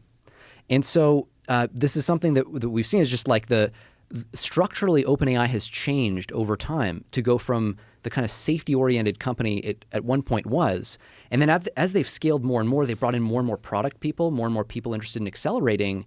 And they've been bleeding more and more of their safety-minded people, kind of treadmilling them out. The character of the organizations are fundamentally shifted. So the OpenAI of 2019, with all of its impressive commitments to safety and whatnot, might not be the OpenAI of today. That's very much at least the vibe that we get when we talk to people there. Yep. Now, I wanted to bring it back to the lab that you're saying was not adequately secure. What would it take to make that data and those systems adequately secure? How much resources would be required to do that, and why didn't they do that? It is a resource and prioritization issue. So it is like safety and security ultimately come out of margin, right? It's like profit margin, effort margin, like how many people you can dedicate. So in other words, you've got a certain pot of money or a certain amount of revenue coming in. You have to do an allocation. Some of that revenue goes to the computers that are just driving this stuff. Some of that goes to the folks who are, building the next generation of models. Some of that goes to cybersecurity. Some of it goes to safety. You have to do an allocation of who gets what. The problem is that the more competition there is in the space, the less margin is available for everything, right? So if you're one company building a scaled AI thing, you might not make the right decisions, but you'll at least have the margin available to make the right decisions. So it becomes the decision maker's question. But when a competitor comes in, when two competitors come in, when more and more competitors come in, your ability to make decisions outside of just scale as fast as possible for short-term revenue and profit gets compressed and compressed and compressed the more competitors enter the field. That's what competition is. That's the effect it has. And so when that happens, the only way to re-inject margin into that system is to go one level above and say, okay, there has to be some sort of regulatory authority or like some higher authority that goes, okay, this margin is important. Let's put it back. Either let's directly support and invest both maybe time, capital, talent. So for example, the U.S. government has but perhaps the best cyber defense, cyber offense talent in the world. That's potentially supportive. Okay. And also just, having a regulatory floor around, well, here's, the minimum of best practices you have to have if you're going to have models above this level of capability. That's kind of what you have to do. But they're locked into, the race kind of has its own logic. And no, it might be true that no individual lab wants this. But what are they going to do? Drop out of the race? If they drop out of the race, then their competitors are just going to keep going, right? It's so messed up. You can literally be looking at like the cliff that you're driving towards and be like, I do not have the agency in this system to steer the wheel. I do think it's worth highlighting too. It's not like I was gonna say it's not all doom and gloom, which is a great thing to say after all. Boy, that's easy for you guys to say. Well, part of it is that we actually have been spending the last 2 years trying to figure out like what do you do about this. Yeah, exactly. That was the action plan that came out after the investigation. And it was basically a series of recommendations. How do you balance innovation with like the risk picture, keeping in mind that like we don't know for sure that all this shit's going to happen. Exactly. We have to navigate an environment of deep uncertainty. The question is, what do you do in that context? So there's a couple things like we need a licensing regime because eventually you can't have just literally anybody joining in the race if they don't adhere to certain best practices around cyber, around safety, other things like that. You need to have some kind of legal liability regime. Like what happens if you don't get a license and you say, yeah, fuck that, I'm just going to go do the thing anyway, and then something bad happens. And then you're going to need like an actual regulatory agency. And this is something that we don't recommend lightly because regulatory agencies suck. We don't like them. But the reality is this field changes so fast that like if you think you're going to be able to enshrine a set of best practices into legislation to deal with this stuff, it's just not going to work. And so when we talk to the labs, whistleblowers, the WMD folks in NatSec and the government, that's kind of like where we land. And it's something that I think at this point, Congress really should be looking at. Like there should be hearings focused on what does a framework look like for liability? What does a framework look like for licensing? And actually exploring that because we've done a good job of studying the problem right now. Like Capitol Hill has done a really good job of that. It's now kind of time to get that next beat. And I think there's the curiosity there, the intellectual curiosity. There's the humility to do all that stuff right. But the challenge is just actually sitting down, having the hearings, doing the investigation for themselves to look at concrete solutions that treat these problems as seriously as the water cooler conversation at the Frontier Labs would have us treat them. At the end of the day, this is going to happen. At the end of the day, it's not going to stop. At the end of the day, these systems, whether they're here or abroad, they're going to continue to scale up, and they're going to eventually get to some place that's so alien, we really can't imagine the consequences. Yep. And that's going to happen soon. That's going to happen within a decade, right?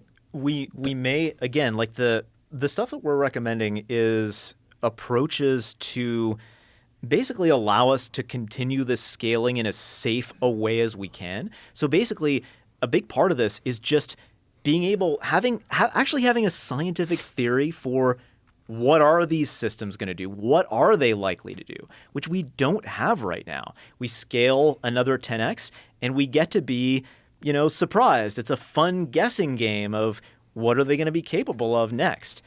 We need to do a better job of incentivizing a deep understanding of what that looks like. Not just what they'll be capable of, but what their propensities are likely to be. The control problem and solving that. That's kind of number one. And to be clear, there's amazing progress being made on that. There is a lot of progress. It's just being a made matter of switching from the build first, ask questions later mode to we're calling it like safety forward or whatever. But it basically is like you start by saying, okay, here are the properties of my system. How can I ensure that my development guarantees that the system falls within those properties after it's built? So you kind of flip the paradigm just like you would if you were designing any other lethal capability potentially, just like DoD does. You start by defining the bounds of the problem, and then you execute against that. But to your point about where this is going, ultimately, there is literally no way to predict what the world looks like you were saying. In a decade? Yeah. Jeez. I think one of the weirdest things about it, and one of the things that worries me the most is, you look at the beautiful coincidence that's given America its current shape, right? That coincidence is the fact that a country is most powerful militarily if its citizenry is free and empowered. That's a coincidence. Didn't have to be that way. Hasn't always been that way. It just happens to be that when you let people kind of do their own shit, they innovate, they come up with great ideas, they support a powerful economy. That economy in turn can support a powerful military, a powerful kind of international presence. So that happens because decentralizing all the computation, all the thinking work that's happening in a country is just a really good way to run that country. Top down just doesn't work because human brains can't hold that much information in their heads. They can't reason fast enough to centrally plan an entire economy. We've had a lot of experiments in history that show that. AI may change that equation. It may make it possible for like the central planner's dream to come true in some sense, which then disempowers the citizenry. And there's a real risk that, like, I don't know, we're all guessing here, but like there's a real risk that that beautiful coincidence that gave rise to the success of the American experiment ends up being broken by technology. And that seems like a really bad thing. That's one of my biggest fears, because this essentially, the United States, like the genesis of it in part is like it's a knock-on effect centuries later of like the printing press, right? The ability for like someone to set up a printing press and print like whatever they want, free expression is at the root of that. What happens, when you have a revolution that's like the next printing press? We should expect that to have significant and profound impacts on how like things are governed. And one of my biggest fears is that the great, like the like you said, the greatness that the moral greatness that I think is, part and parcel of how the United States is constituted culturally, that the link between that and actual capability and competence and impulse gets eroded or broken. And you have like the potential for very centralized authorities to just be more successful. And that's like, that does keep me up at night. That is scary, especially in light of like the Twitter files where we know that the FBI was interfering with social media. And if they get a hold of a system that could disseminate propaganda in kind of an unstoppable way, they could push narratives about pretty much everything depending upon what their financial or geopolitical motives are. And one of the challenges is that the default course, if we do nothing relative to what's happening now, is that same thing happens, except that the entity that's doing this isn't some government. It's like, I don't know, Sam Altman, OpenAI, whatever group of engineers happen to be close. Evil genius that reaches the top and doesn't let everybody know he's at the top yet. Just starts implementing it. Yeah. And there's no sort of guardrails for that currently. Yeah, like and that's a scenario where that little cabal or group or whatever actually can keep the system under control, and that's not guaranteed either. Yeah. Right. Are we giving birth to a new life form? I think at a certain point, it's a philosophical question that's above. So I was going to say it's above my pay grade. The problem is it's above like literally everybody's pay grade. I think it's not unreasonable at a certain point to be like, yeah. I mean, look, if you think that the human brain gives rise to consciousness because of nothing magical, it's just the physical activity of information processing happening in our heads, then why can't the same happen on a different substrate, a substrate of silicon rather than cells? Like, there's no clear reason why that shouldn't be the case. If that's true, yeah, I mean, life form, by whatever definition of life, because that itself is controversial, I think by now quite outdated too, should be on the table. You maybe should start to worry, as a lot of people in the industry will say this too, like, behind closed doors very openly. Like, yeah, and we should start to worry about moral patienthood, as they put it. There's literally one of the top people at one of these labs, Jeremy, I think you had a conversation with him, and he's like, yep, we're going to have to start worrying about this. And that definitely made us go like, okay. I mean, it seems inevitable. I've described human beings as an electronic caterpillar. That we're like a caterpillar, a biological caterpillar that's giving birth to the electronic butterfly. And we don't know why we're making a cocoon. And it's tied into materialism because everybody wants the newest, greatest thing. So that fuels innovation. And people are constantly making new things to get you to go buy them. And a big part of that is technology. Yeah. And actually, so it's linked to this question of controlling AI systems in a kind of interesting way. So one way you can think of humanity is as like this, superorganism. You got all the human beings on the face of the earth, and they're all acting in some kind of coordinated way. The mechanism for that coordination can depend on the country.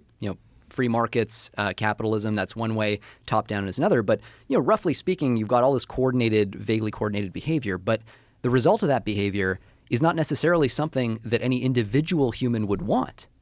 right? Like you look around, you walk down the street in Austin, you see skyscrapers and shit clouding your vision. There's all kinds of pollution and all that. And you're like, well, this kind of sucks. But if you interrogate any individual person in that whole causal chain, and you're like, why are you doing what you're doing? Well, locally, they're like, oh, this makes tons of sense. It's because I do the thing that gets me paid so that I can live a happier life and so on. And yet in the aggregate, not now necessarily, but as you keep going, it just forces us like compulsively to keep giving rise to these more and more powerful systems, and in a way that's potentially deeply disempowering. That's the race, right? Like that's like, Yeah. It comes back to the idea that I, an AI company, I maybe don't want to be potentially driving towards a cliff, but I don't have the agency to like steer. So, yeah. But I mean, everything's fine apart from that. Yeah, we're good. We're good. It's such a terrifying prognosis. There are, again, we wrote a 280-page document about like, okay, and here's what we can do about it. I can't believe you didn't read the 200. I started reading it, but I passed out. Does any of these, or do any of these safety steps that you guys want to implement, do they inhibit progress? They're definitely, you create, anytime you have regulation, you're going to create friction to some extent. It's kind of inevitable. One of the key center pieces of the approach that we outline is you need the flexibility to move up and move down as you notice the risks appearing or not appearing. So one of the key things here is like you need to cover the worst case scenarios, because the worst case scenarios, they could potentially be catastrophic. So those got to be covered. But at the same time, you can't completely close off the possibility of the happy path. Like we can't lose sight of the fact that all this shit is going down or whatever. We could be completely wrong about the outcome. It could turn out that for all we know, it's a lot easier to control these systems at this scale than we imagined. It could turn out that it is you get maybe some kind of ethical impulse gets embedded in the system naturally. For all we know, that might happen. And it's really important to at least have your regulatory system allow for that possibility. Because otherwise, you're foreclosing the possibility of what might be the best future that you could possibly imagine for everybody. I got to imagine that the military, if they had hindsight, if they were looking at this, they said, we should have got on board a long time ago and kept this in-house and kept it squirreled away, it wasn't publicly being discussed, and you didn't have open AI, you didn't have all these people. Like if they could have gotten on it in 2015. So this is actually deeply tied to how the economics of Silicon Valley work. AI is not a special case of this, right? You have a lot of cases where technology just takes everybody by surprise. And it's because when you go into Silicon Valley, it's all about people placing these outsized bets on what seem like tail events, like things that are very unlikely to happen. But with at first a small investment and increasingly growing investment, as the thing gets proved out more and more very rapidly, you can have a solution that seems like complete insanity that just works. And this is definitely what happened in the case of AI. So 2012, we did not have this whole picture of an artificial brain with artificial neurons, this whole thing that's been going on. That's it's 12 years that's been going on. That was really kind of shown to work for the first time roughly in 2012. Ever since then, it's just been people kind of you can trace out the genealogy of the very first researchers, and you can basically account for where they all are now. You know what's crazy is if that's 2012, that's the end date of the Mayan calendar. That's the thing that everybody said was going to be the end of the world. That was the thing that Terence McKenna banked on. It was December 21st, 2012. Because this was this goofy conspiracy theory, but it was based on the long count of the Mayan calendar where they surmised that this is going to be the end of civilization. Just the beginning of the end, Joe. But what if it is 2012, how wacky would it be if that really was the beginning of the end? That was they don't measure when it all falls apart. They measure the actual mechanism, what started in motion when it all fell apart, and that's 2012. Well, and then not to be a dick and ruin the 2012 thing, but neural networks were also they were floating around a little bit. I'm kind of being dramatic when I say 2012. That was definitely an inflection point. It was this model called AlexNet that it did like the first useful thing, the first time you had a computer vision model that actually worked. But I mean, it is fair to say that was the moment that people started investing like crazy into this space. So And that's what changed it. yeah, just like the Mayans foretold all that time ago. They knew it. They knew it. saw it. Like these monkeys, they're gonna figure out how to make better people. Yeah, you can actually look at the like hieroglyphs or whatever, and there's like neural networks. And it's crazy shit. Imagine if they discovered that. You've got to wonder what happens to the general population, people that work menial jobs, people that their life is going to be taken over by automation, and how susceptible those people are going to be. They're not going to have any agency. They're going to be relying on a check. And this idea of like going out and doing something, it used to be learn to code, right? Yeah. But that's out the window Yeah. because nobody needs to code now because AI is going to code quicker, faster, much better, no errors. You're going to have a giant swath of the population that has no purpose. I think that's actually like a completely real. I was watching this like talk by a bunch of OpenAI researchers a couple days ago, and it was recorded from a while back. But they were basically saying they were exploring exactly that question, right? Because they ask themselves that all the time, and their attitude was sort of like, well, yeah, I mean, I guess it's gonna suck or whatever. Like we'll probably be okay for longer than most people because we're actually building the thing that automates the thing. Maybe there are going to be some. They like to get fancy sometimes and say like, "Oh, now you could do some thinking, of course, to identify the jobs that'll be most secure." And it's like, do some thinking to identify the job. Like, what if you're a janitor, you're like a freaking plumber, or you're gonna just change your like how's that supposed to work? Do some thinking, especially if you have a mortgage and a family and you're mean, already in the Yeah. hole. So they like the only solution, and this happens so often, like there really is no plan. That's the single biggest thing that you get hit over the head with over and over, whether it's talking to the people who are in charge of the like labor transition. Their whole thing is like, yeah, universal basic income, and then question mark, and then smiley face. That's basically the 3 steps that they envision. It's the same when you look internationally. Like, how are we going to, like, okay, tomorrow you build an AGI that's like incredibly powerful, potentially dangerous thing. What is the plan? Like, how are you going to, like, I don't know, you're going to secure it, share it? Like, Figure it out as we go along, man. Yeah. that's the freaking message.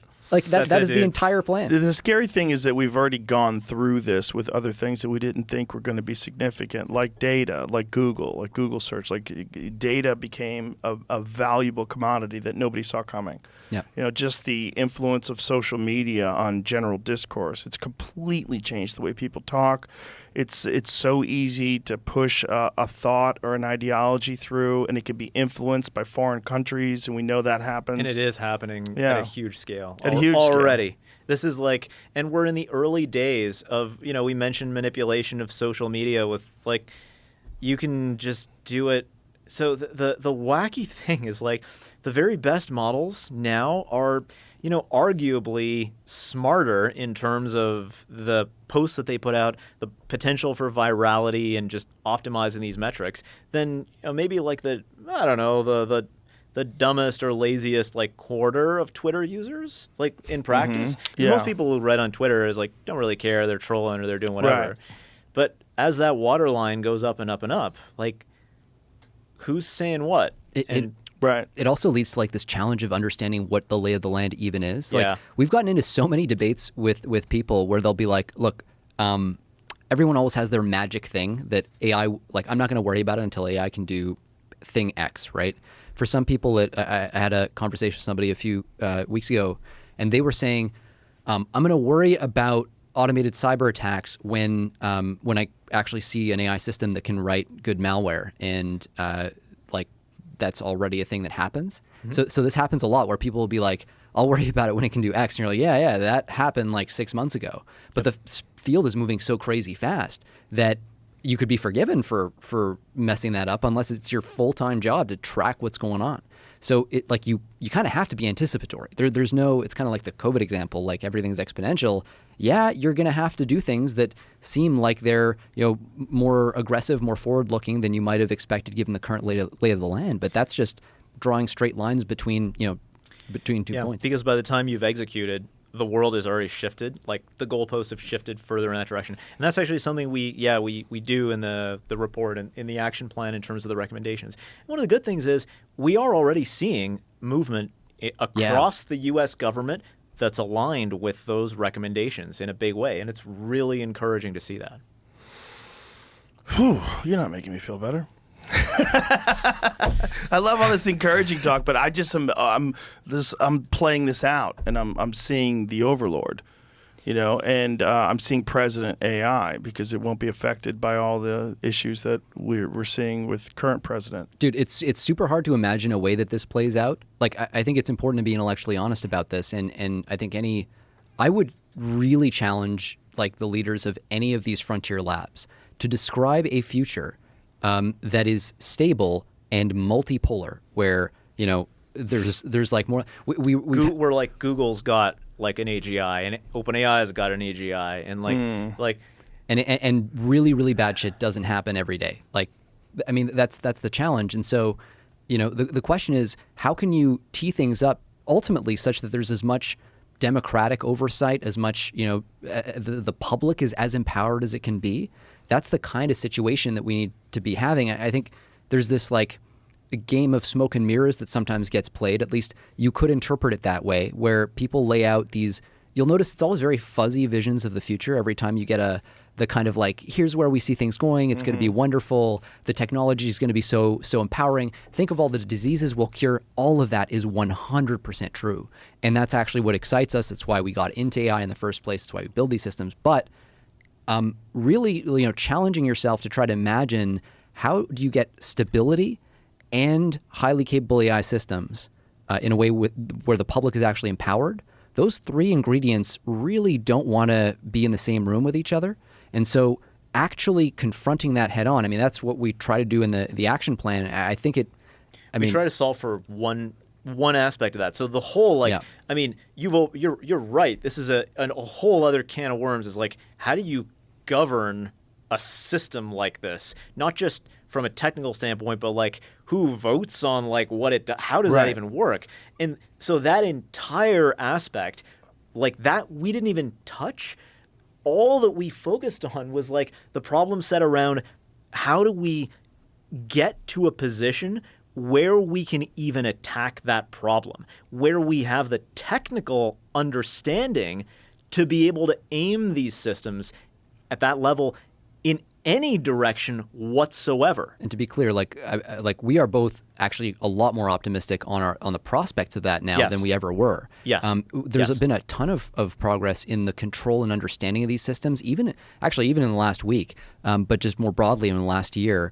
I did not expect that we'd be in a position where you could plausibly argue we're going to be able to kind of X-ray and understand the innards of these systems, over the next couple of years, like year or two. Hopefully that's good enough time horizon. But this is part of the reason why you do need the incentivization of that safety forward approach, where it's like first you got to invest in secure and kind of interpret and understand your system, then you get to build it, because otherwise we're just going to keep scaling and like being surprised at these things. They're going to keep getting stolen. They're going to keep getting open sourced, and the stability of our critical infrastructure, the stability of our society, don't necessarily age too well in that context.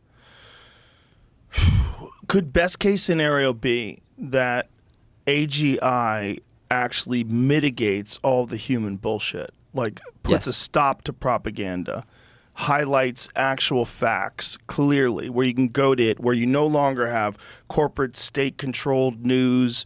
You don't have news controlled by media companies that are influenced heavily by special interest groups, and you just have the actual facts, and these are the motivations behind it, and this is where the money's being made, and this is why these things are being implemented the way they're being.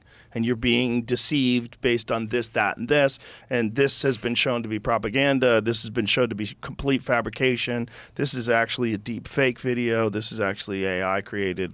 Technologically, that is absolutely on the table. Yeah. Best case scenario? That's best case scenario. Absolutely, yes. What's worst case scenario? I mean, like, actual worst case scenario? I like your face. Like, I mean, we're talking like, so like, he's pushing it out. So it's like, but you think about it, right? Like, we're It's the end of the world as we know it, and I feel fine. Except it'll sound like Scarlett Johansson, but yes. Yeah, that's right. It's gonna be her. I didn't think it It's gonna be sounded her. that much like her. We played it, and I was like, I don't know. I mean, we listened to the clip from her, and then we listened to the thing. I'm like, kind of like a girl from the same part of the world. Like, not really you. Like, that's kind of cocky. That's true. I mean, the fact that I guess Sam reached out to her a couple of times kind of makes it a little weird. And then but tweeted the word her. Right. But they yeah, that's also did say that they had gotten this woman under contract before they even reached out to Scarlett Johansson. So if that's true. Yeah, that was. I think it's kind of complicated, right? So OpenAI previously put out a statement where they said explicitly, and this was not in connection with this. This was like before when they were talking about the prospect of AI generated voices. that was in March of this year. Yeah. But it was like well before the Yep. ScarJo stuff or whatever hit the, and they were like, they said something like, look, no matter what, we got to make sure that there's attribution if somebody's voice is being used, and we won't do the thing where we just like use somebody else's voice who kind of sounds like someone whose voice we're trying to like they literally like mapped That's it out. funny because they said what they were thinking about doing. We won't do that. That's a good way to cover your tracks. Oh, I will never do that. Why would I ever take your Buddha statue, Joe? I'm that's never going to do that. ridiculous. That would be an insane thing to Where's do. the fucking Buddha statue?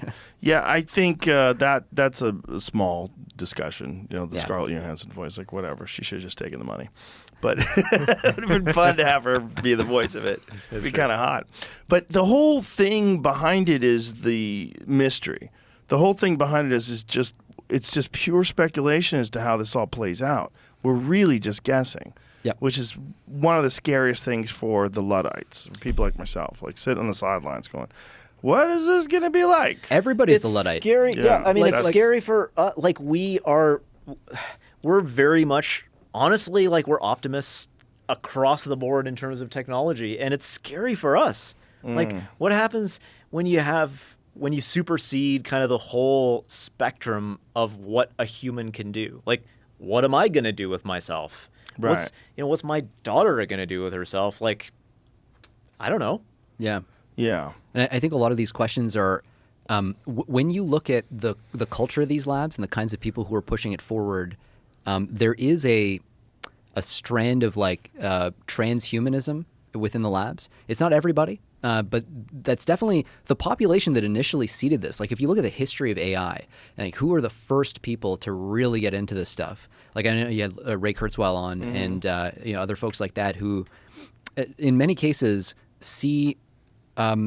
To roughly paraphrase, and not everybody sees it this way, but like we want to get rid of all of the biological sort of threads that tie us to this physical reality, shed our meat machine bodies and all this Yeah. stuff.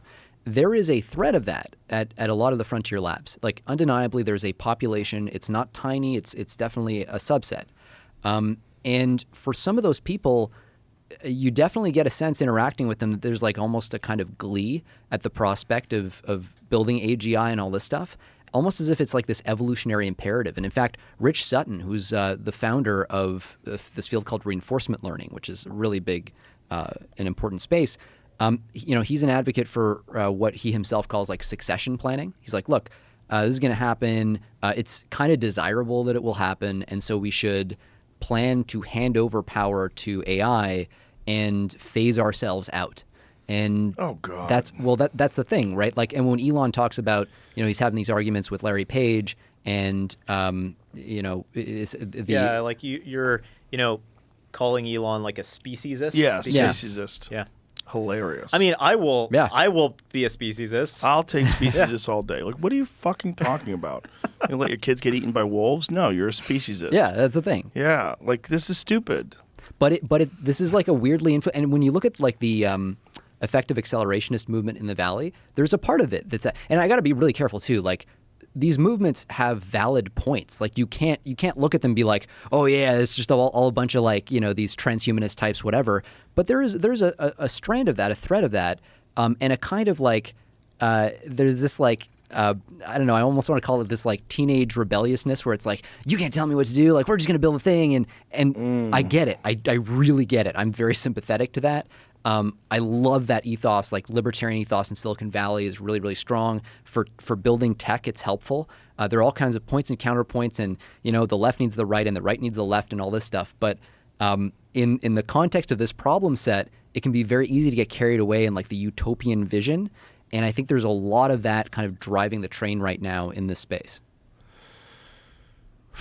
Yeah, those guys freak me out. I went to a 2045 conference once in New York City where they were, one guy had like a robot version of himself, and they were all talking about downloading human consciousness into computers, and 2045 is the year they think that all this is going to take place, which obviously could be very ramped up now with AI. Yep. But this idea that somehow or another you're going to be able to take your consciousness and put it in a computer and make a copy of yourself. And then my question was, well, what's going to stop a guy like Donald Trump from making 1 billion Donald Trumps? Like It's true, man. Right. If you can, what about Kim Jong-un? You're going to let him make 1 billion versions of himself? Like, what does that mean? And where do they exist?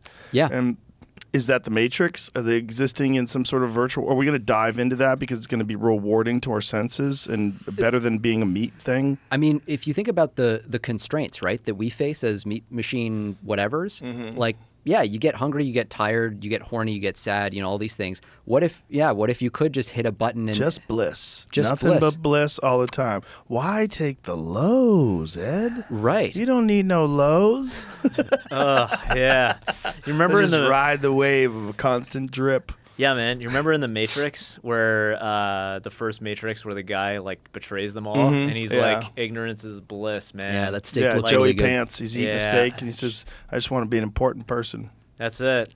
Like, boy, so tempting. Part of it is like, what do you think is actually valuable? Like, if you zoom out, you want to see, human civilization 100 years from now, or whatever. It may not be human civilization if that's not what you value, or if it can actually eliminate suffering. Right. Mm-hmm. I mean, why exist in a physical sense if it just entails endless suffering? But in what form, right? What do you value? Because I can rip your brain out. I can, pickle you. I can like jack you full of endorphins, and I've eliminated your suffering.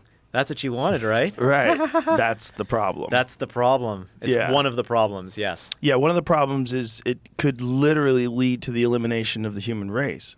Because if you could stop people from breeding, I've always said that if China really wanted to get America, they really wanted to, if they had a long game, just give us sex robots and free food. Free food, free electricity, sex robots. It's over.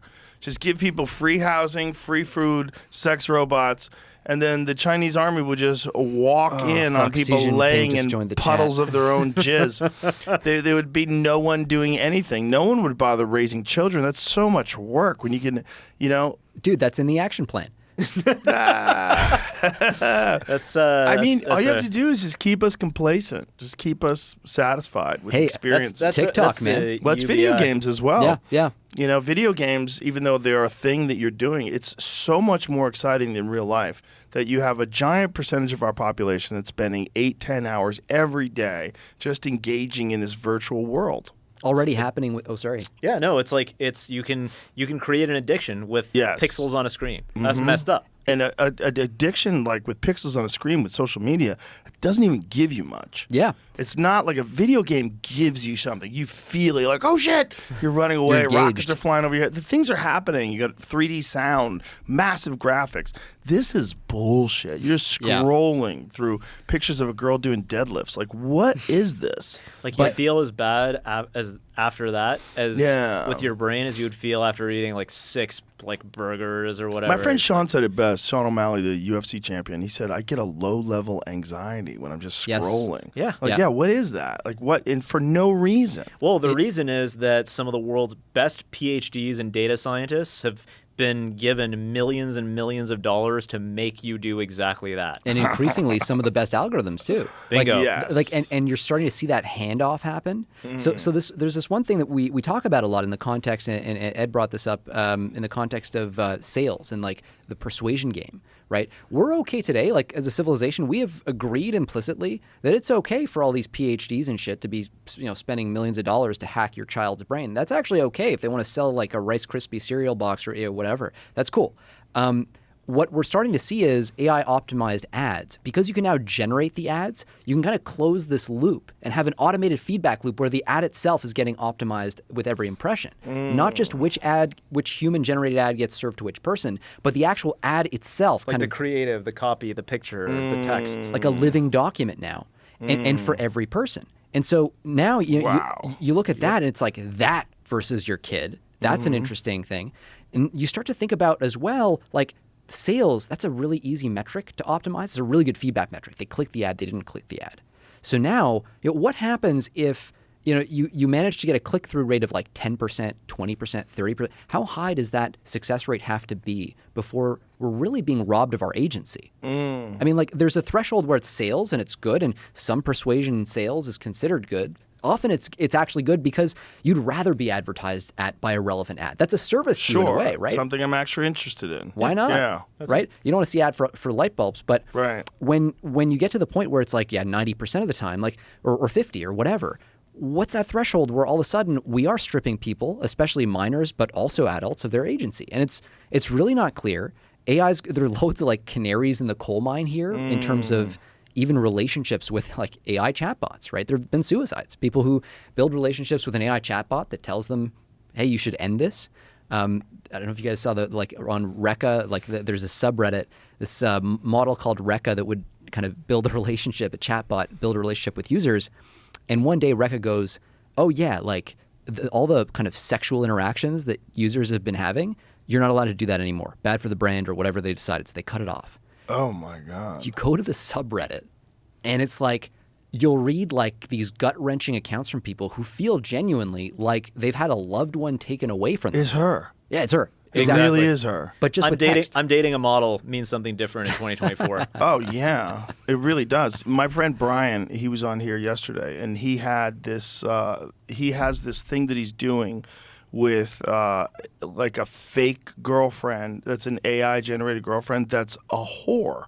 Like, this girl will do anything, and she looks perfect. She looks like a real person. He'll like take a picture of your asshole in the kitchen, and he'll get like a high resolution photo of a really hot girl bending over, sticking her ass at the camera.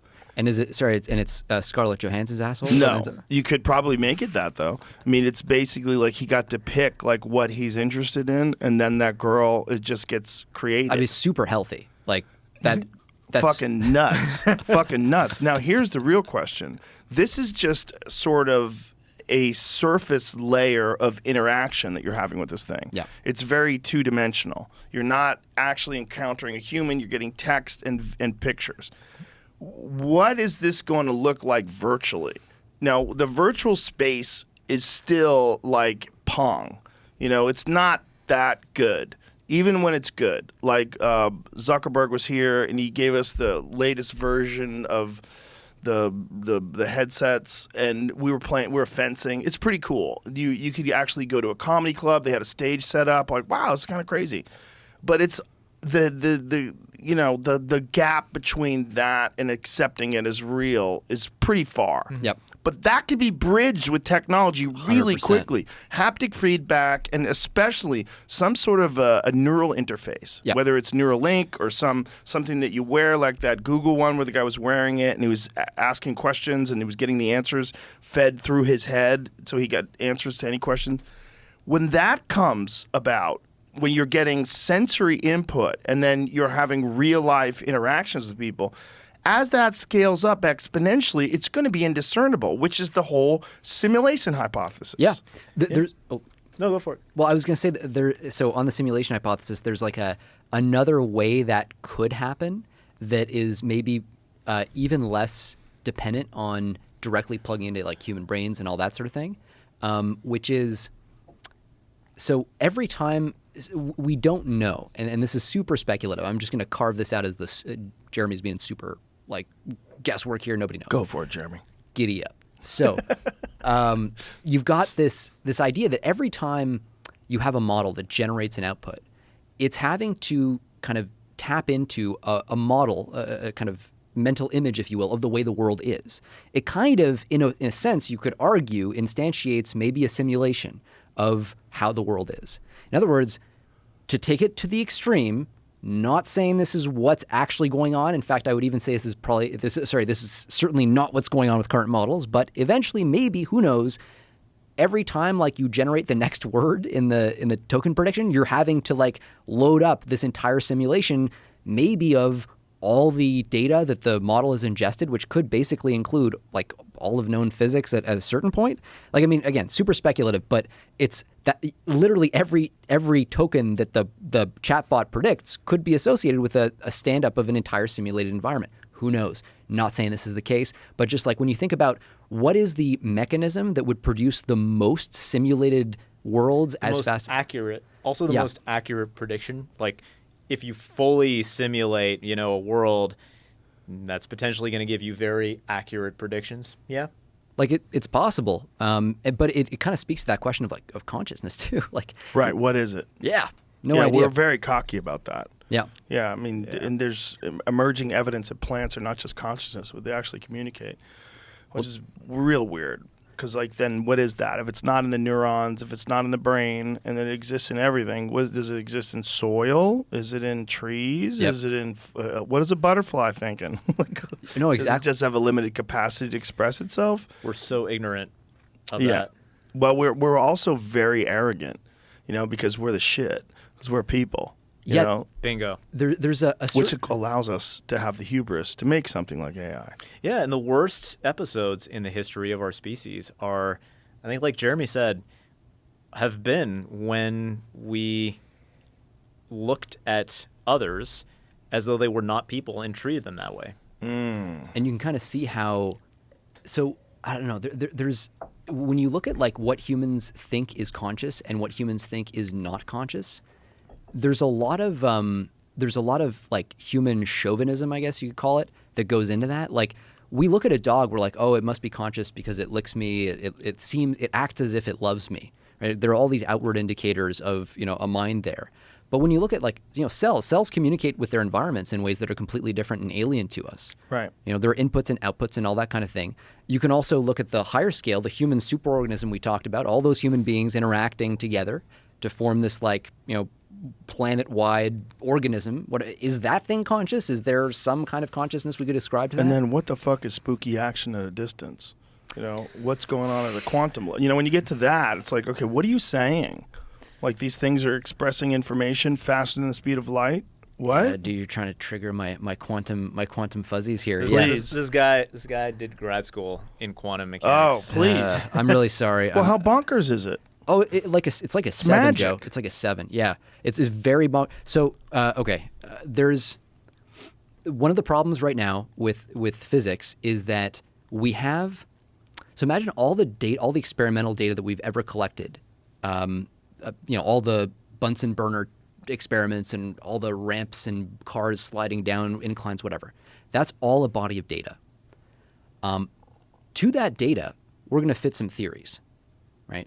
So we're going to fit basically Newtonian physics is a theory that we try to fit to that data to try to explain it. Newtonian physics breaks because it doesn't account for a lot of those observations, a lot of those data points. Quantum physics is a lot better, but there's some weird areas where it still doesn't quite fit the bill, but it covers an awful lot of those data points. The problem is there's a million different ways to tell the story of what quantum physics means about the world that are all mutually inconsistent. These are the different interpretations of the theory. Some of them say that, there are parallel universes. Some of them say that human consciousness is central to physics. Some of them say that the future is predetermined from the past. And all of those theories fit perfectly to all the points that we have so far. But they tell a completely different story about what's true and what's not. And some of them even have something to say about, for example, consciousness. And so in a weird way, the fact that we haven't cracked the nut on any of that stuff means we really have no shot at understanding the consciousness equation, sentience equation when it comes to AI or whatever else. I mean, But for action at a distance, one of the spooky things about that is that you can't actually get it to communicate anything concrete at a distance. Everything about the laws of physics conspires to stop you from communicating faster than light, including what's called action at a distance. As far as we currently know. As far as we know. And that's the problem. So if you look at the leap from like Newtonian physics to Einstein, right? With Newton, we're able to explain a whole bunch of shit. The world seems really simple. It's forces and it's masses, and that's basically it. You got objects. But then people go, oh, look at like the orbit of Mercury. It's a little wobbly. We got to fix that. And it turns out that if you're going to fix that one stupid wobbly orbit, you need to completely change your whole picture of what's true in the world. All of a sudden, you've got a world where space and time are linked together. They get bent by gravity, they get bent by energy. There's all kinds of weird shit that happens with time and length control, like all that stuff, all just to account for this one stupid observation of the wobbly orbit of frickin' Mercury. And the challenge is this might actually end up being true with quantum mechanics. In fact, we know quantum mechanics is broken because it doesn't actually fit with our theory of general relativity from Einstein. We can't make them kind of play nice with each other at certain scales. And so there's our wobbly orbit. So now if we're going to solve that problem, if we're going to create a unified theory, we're going to have to step outside of that, and almost certainly, or it seems very likely, we'll have to refactor our whole picture of the universe in a way that's just as fundamental as the leap from Newton to Einstein. This is where Scarlett Johansson comes in. Says, I was boys, just I gonna can bring her do up. this. You don't have to do this. I can take this off your hands. Let me solve this is all of physics really for you. complicated, but because you have a simian brain. You have a little monkey brain that's just like super advanced, but it's really shitty. You know what? That's harsh, but it sounded really hot. Yeah, especially if you have the horse, Scarlett Johansson from Her, like the bedtime voice.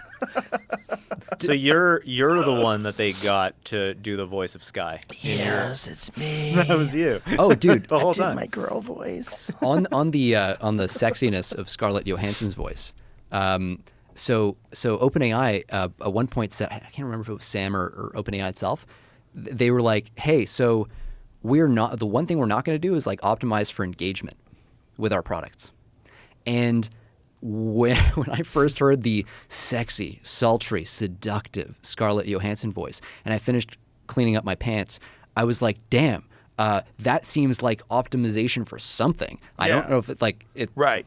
Otherwise, you get Richard Simmons to do the voice. Exactly. If you That's don't my want to whole turn thing. people on, there's a lot of other options. That's an optimization for like growth of Google's thing. Yeah. It's like, well, let's see what Google's got. Yeah, Google's got to do Richard Simmons. Yeah. Google's got to do Richard Simmons. Yeah, what are they going to do? Boy. So, do you think that AI, if it does get to an AGI place, could it possibly be used to solve some of these puzzles that have eluded our simple minds? Totally. Yeah.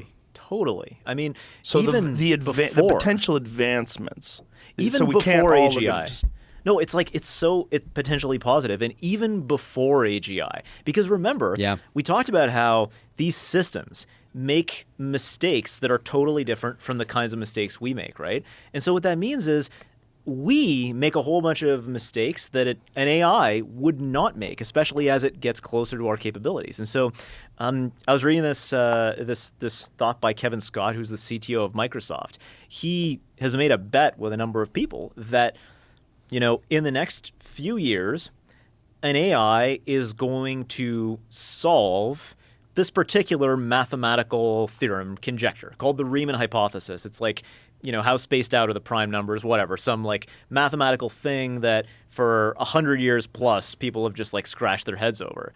These things are incredibly valuable. His expectation is it's not going to be an AGI, it's going to be a collaboration between a human and an AI. Even on the way to that, before you hit AGI, there's a ton of value to be had because these systems think so fast. They're tireless compared to us. Like, they have different view of the world and can solve problems potentially in interesting ways. So, yeah, like there's tons and tons of positive value there. And even that we've already seen, right? Like past performance, man. Like, yes. I'm almost tired of using the phrase like just in the last month because this keeps happening. But in the last month, Google DeepMind came out with, and Isomorphic Labs, because they're working together on this, but they came out with AlphaFold 3. So AlphaFold 2 was the first. So let me take a step back. There's this really critical problem in molecular biology where you have proteins, which are it's a sequence of building blocks. The building blocks are called amino acids. And each of the amino acids, they have different structures. And so once you finish stringing them together, they'll naturally kind of fold together in some interesting shape. And that shape gives that overall protein its function. So if you can predict the shape, the structure of a protein based on its amino acid sequence, you can start to do shit like design new drugs. You can solve all kinds of problems. Like this is like the expensive crown jewel problem of the field. AlphaFold 2 in one swoop was like, oh, like we can solve this problem basically much better than a lot of even empirical methods. Now AlphaFold 3 comes out, they're like, yeah, and now we can do it if we tack on a bunch of, there it is. If we can tack on a bunch. Look at this quote. AlphaFold 3 predicts the structure and interactions of all of life's molecules. What in the fuck, kids? Of course. Introducing AlphaFold 3, a new AI model developed by Google DeepMind and how do you say it? Isomorphic Labs. By accurately predicting the structure of proteins, DNA, RNA, ligands, and more, and how they interact, we hope it will transform our understanding of the biological world and drug discovery. So this is like just your typical Wednesday in the world of AI, right? Because it's happening so quickly. It's happening. Yeah, that's it. So it's like, oh yeah, another revolution happened this month. Yeah. Okay. And it's all happening so fast, and our timeline is so flooded with data that everyone's kind of unaware of the pace of it all, that it's happening at such a strange exponential rate. For better and for worse, right? And this is definitely on the better side of the equation. There's a bunch of stuff like one of the papers that actually Google DeepMind came out with earlier in the year was in a single advance, like a single paper, a single AI model that they built, they expanded the set of stable materials. Coffee's terrible. I'll just tell you right now. Jamie, it sucks. Poor Jamie. I love the terrible water coffee. never got hot. Yeah, I was thinking about that. I didn't give enough time to boil. Yeah, that's what it is. It just never really brewed. It's terrible. Terrible coffee is my favorite. AI All can right, solve there you that go. problem too, probably. Wait till you try this terrible coffee, though. You're going to be like, this is fucking terrible. Can we go get some cold ones? Oh, he looks Bullshit. like It's terrible. It's terrible. yeah. I could just see that No. calculation of like Like if you're dating a really hot girl and she cooks for you, like, thank you. This is amazing. This is the best macaroni and cheese ever. if in fairness, if Scarlett Johansson's voice was actually giving you that Oh, coffee. I believe this is the best coffee is I've ever amazing, had. yeah. Keep talking. May I have some more, please, Governor? Yeah. So there's this one paper that came out, and they're like, hey, by the way, we've increased the set of stable materials known to humanity by a factor of 10. Oh, my God. So like if on Monday we knew about 100,000 stable materials, we now know about 1 million. They were then validated, replicated by Berkeley University, or a bunch of them, as a proof of concept. And this is from like, the stable materials we knew before, like that Wednesday, were from ancient times. Like the ancient Greeks discovered some God. shit. The Romans discovered some shit. The Middle Ages discovered, and then it's like, oh yeah, all that was really cute. Like, boom. One step. Instantly. One step. Yep.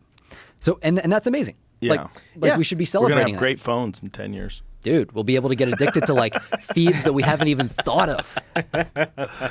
So, I mean, you're making me feel a little more positive. Like, overall, there's going to be so many beneficial aspects to AI. Oh yeah. And it's just what it is just an unbelievably transformative event that we're living through. Yep. It's power, and power can be good and it can be bad. And that's And yeah, an immense power can be immensely good or immensely bad. And we're just in this, who knows? we just need to structurally set ourselves up so that we can reap the benefits and mind the downside risk. Like that's what it's always about, but the regulatory story has to unfold that way. Well, I'm really glad that you guys have the ethics to get out ahead of this and to talk about it with so many people and to really blare this message out, because I don't think there's a lot of people that, like, I had Mark Andreessen on, who's brilliant, but he's like, all in, it's going to be great. And maybe he's right. Maybe he's right. Yeah. Yeah, but I mean, you have to hear all the different perspectives. And I mean, like, massive, massive props honestly go out to the team at the State Department that we work with. Because Yeah. one of the things also is over the course of the investigation, the way it was structured was it wasn't like a contract and they farmed it out and we went up. It was the two teams actually like worked together. The two teams together, the State Department and us, Yep. we went to London, UK. We talked and sat down with DeepMind. We went to San Francisco. We sat down with Sam Altman and his policy team. We sat down with Anthropic, all of us together. One of the major reasons why we were able to publish so much of the whistleblower stuff is that those very individuals were in the rooms with us when we found out this shit, and they were like, oh, fuck, like, the world needs to know about this. And so they were pushing internally for a lot of this stuff to come out that otherwise would not. And I also got to say, like, I just want to memorialize this too. That investigation, when we went around the world, we were working with some of the most elite people in the government that Yeah. I would not have guessed existed. That was honestly Speak more. Well, What do you mean by I that? can be. It's hard to be specific. Did you see any UFOs? Tell me the truth. Did they take you to the hangar? No. There's no there's no hanger. Yeah, I Can we- believe can we you. cut- You should can we say cut like that? Scarlett Can we cut Johansson. that? There's no There's hanger, no Joe. hanger. Don't worry, sweetie. Don't worry about it.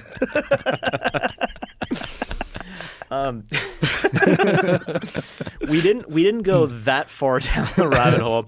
But, you know, we went pretty far down the rabbit hole, and yeah, there are individuals who are just absolutely elite. Like the level of capability, the amount that our teams gelled together at certain points, the stakes, like the stuff we did, the stuff they made happen for us in terms of bringing together. So they brought together like 100 folks from across the government to discuss like AI on the path to AGI and go through the recommendations that Oh we yeah, had. this was pretty cool actually. It was Yeah. like the first time the U.S. government came together and seriously looked at the prospect of AGI and the risks there. And we had it was wild. I mean, again, it's like That was in November. It's us two friggin' yahoos. Like, what the hell do we know? And our amazing team. And it was referred to by there was a senior White House rep there. It was like, yeah, this is a watershed moment in U.S. history. And Wow. it Well, was- that's encouraging because, again, people do like to look at the government as the DMV yeah. or the worst aspects of bureaucracy. There's missing room like for things like, you know, congressional hearings on these whistleblower events. Certainly congressional hearings that we talked about on the idea of liability and licensing and what regulatory agencies we need just to kind of like start to get to the meat on the bone on this issue. But opening this up I think is just really important. Well, shout out to the part of the government that's good. Shout out to the government that gets it, that's competent and awesome. And shout out to you guys because this is it's heady stuff. It's very difficult to grasp. And it's even in having this conversation with you, I still don't know how to feel about it. You know, I think I'm at least slightly optimistic that the potential benefits are going to be huge. Yeah. But what a weird passage we're about to enter into. It's the unknown. Yeah, truly. Thank you, gentlemen. Really appreciate your time. Appreciate what you're doing. Thanks, Thank you. Joe. It's been Thanks, amazing. Joe. Yeah. If people want to know more, where should they go? What should they follow? I guess Gladstone.ai/action plan is one that has our action plan information. Gladstone.ai. All Oh, our stuff is there. I should mention too, I have this little podcast called Last Week in AI. We cover sort of the last week's events, and it's all about the sort of lens You're going to of have to do that every hour. yeah. Last hour in AI. It's like a week is not enough time. We could be at war. our like list of stories keeps getting Aliens longer. landing. Yeah. Yeah, anything can happen. Time travel. You'll Yeah. hear it there first. Yeah. All right. Well, thank you guys. Thank you very much. Appreciate it. Thanks, Bye, Joe. everybody.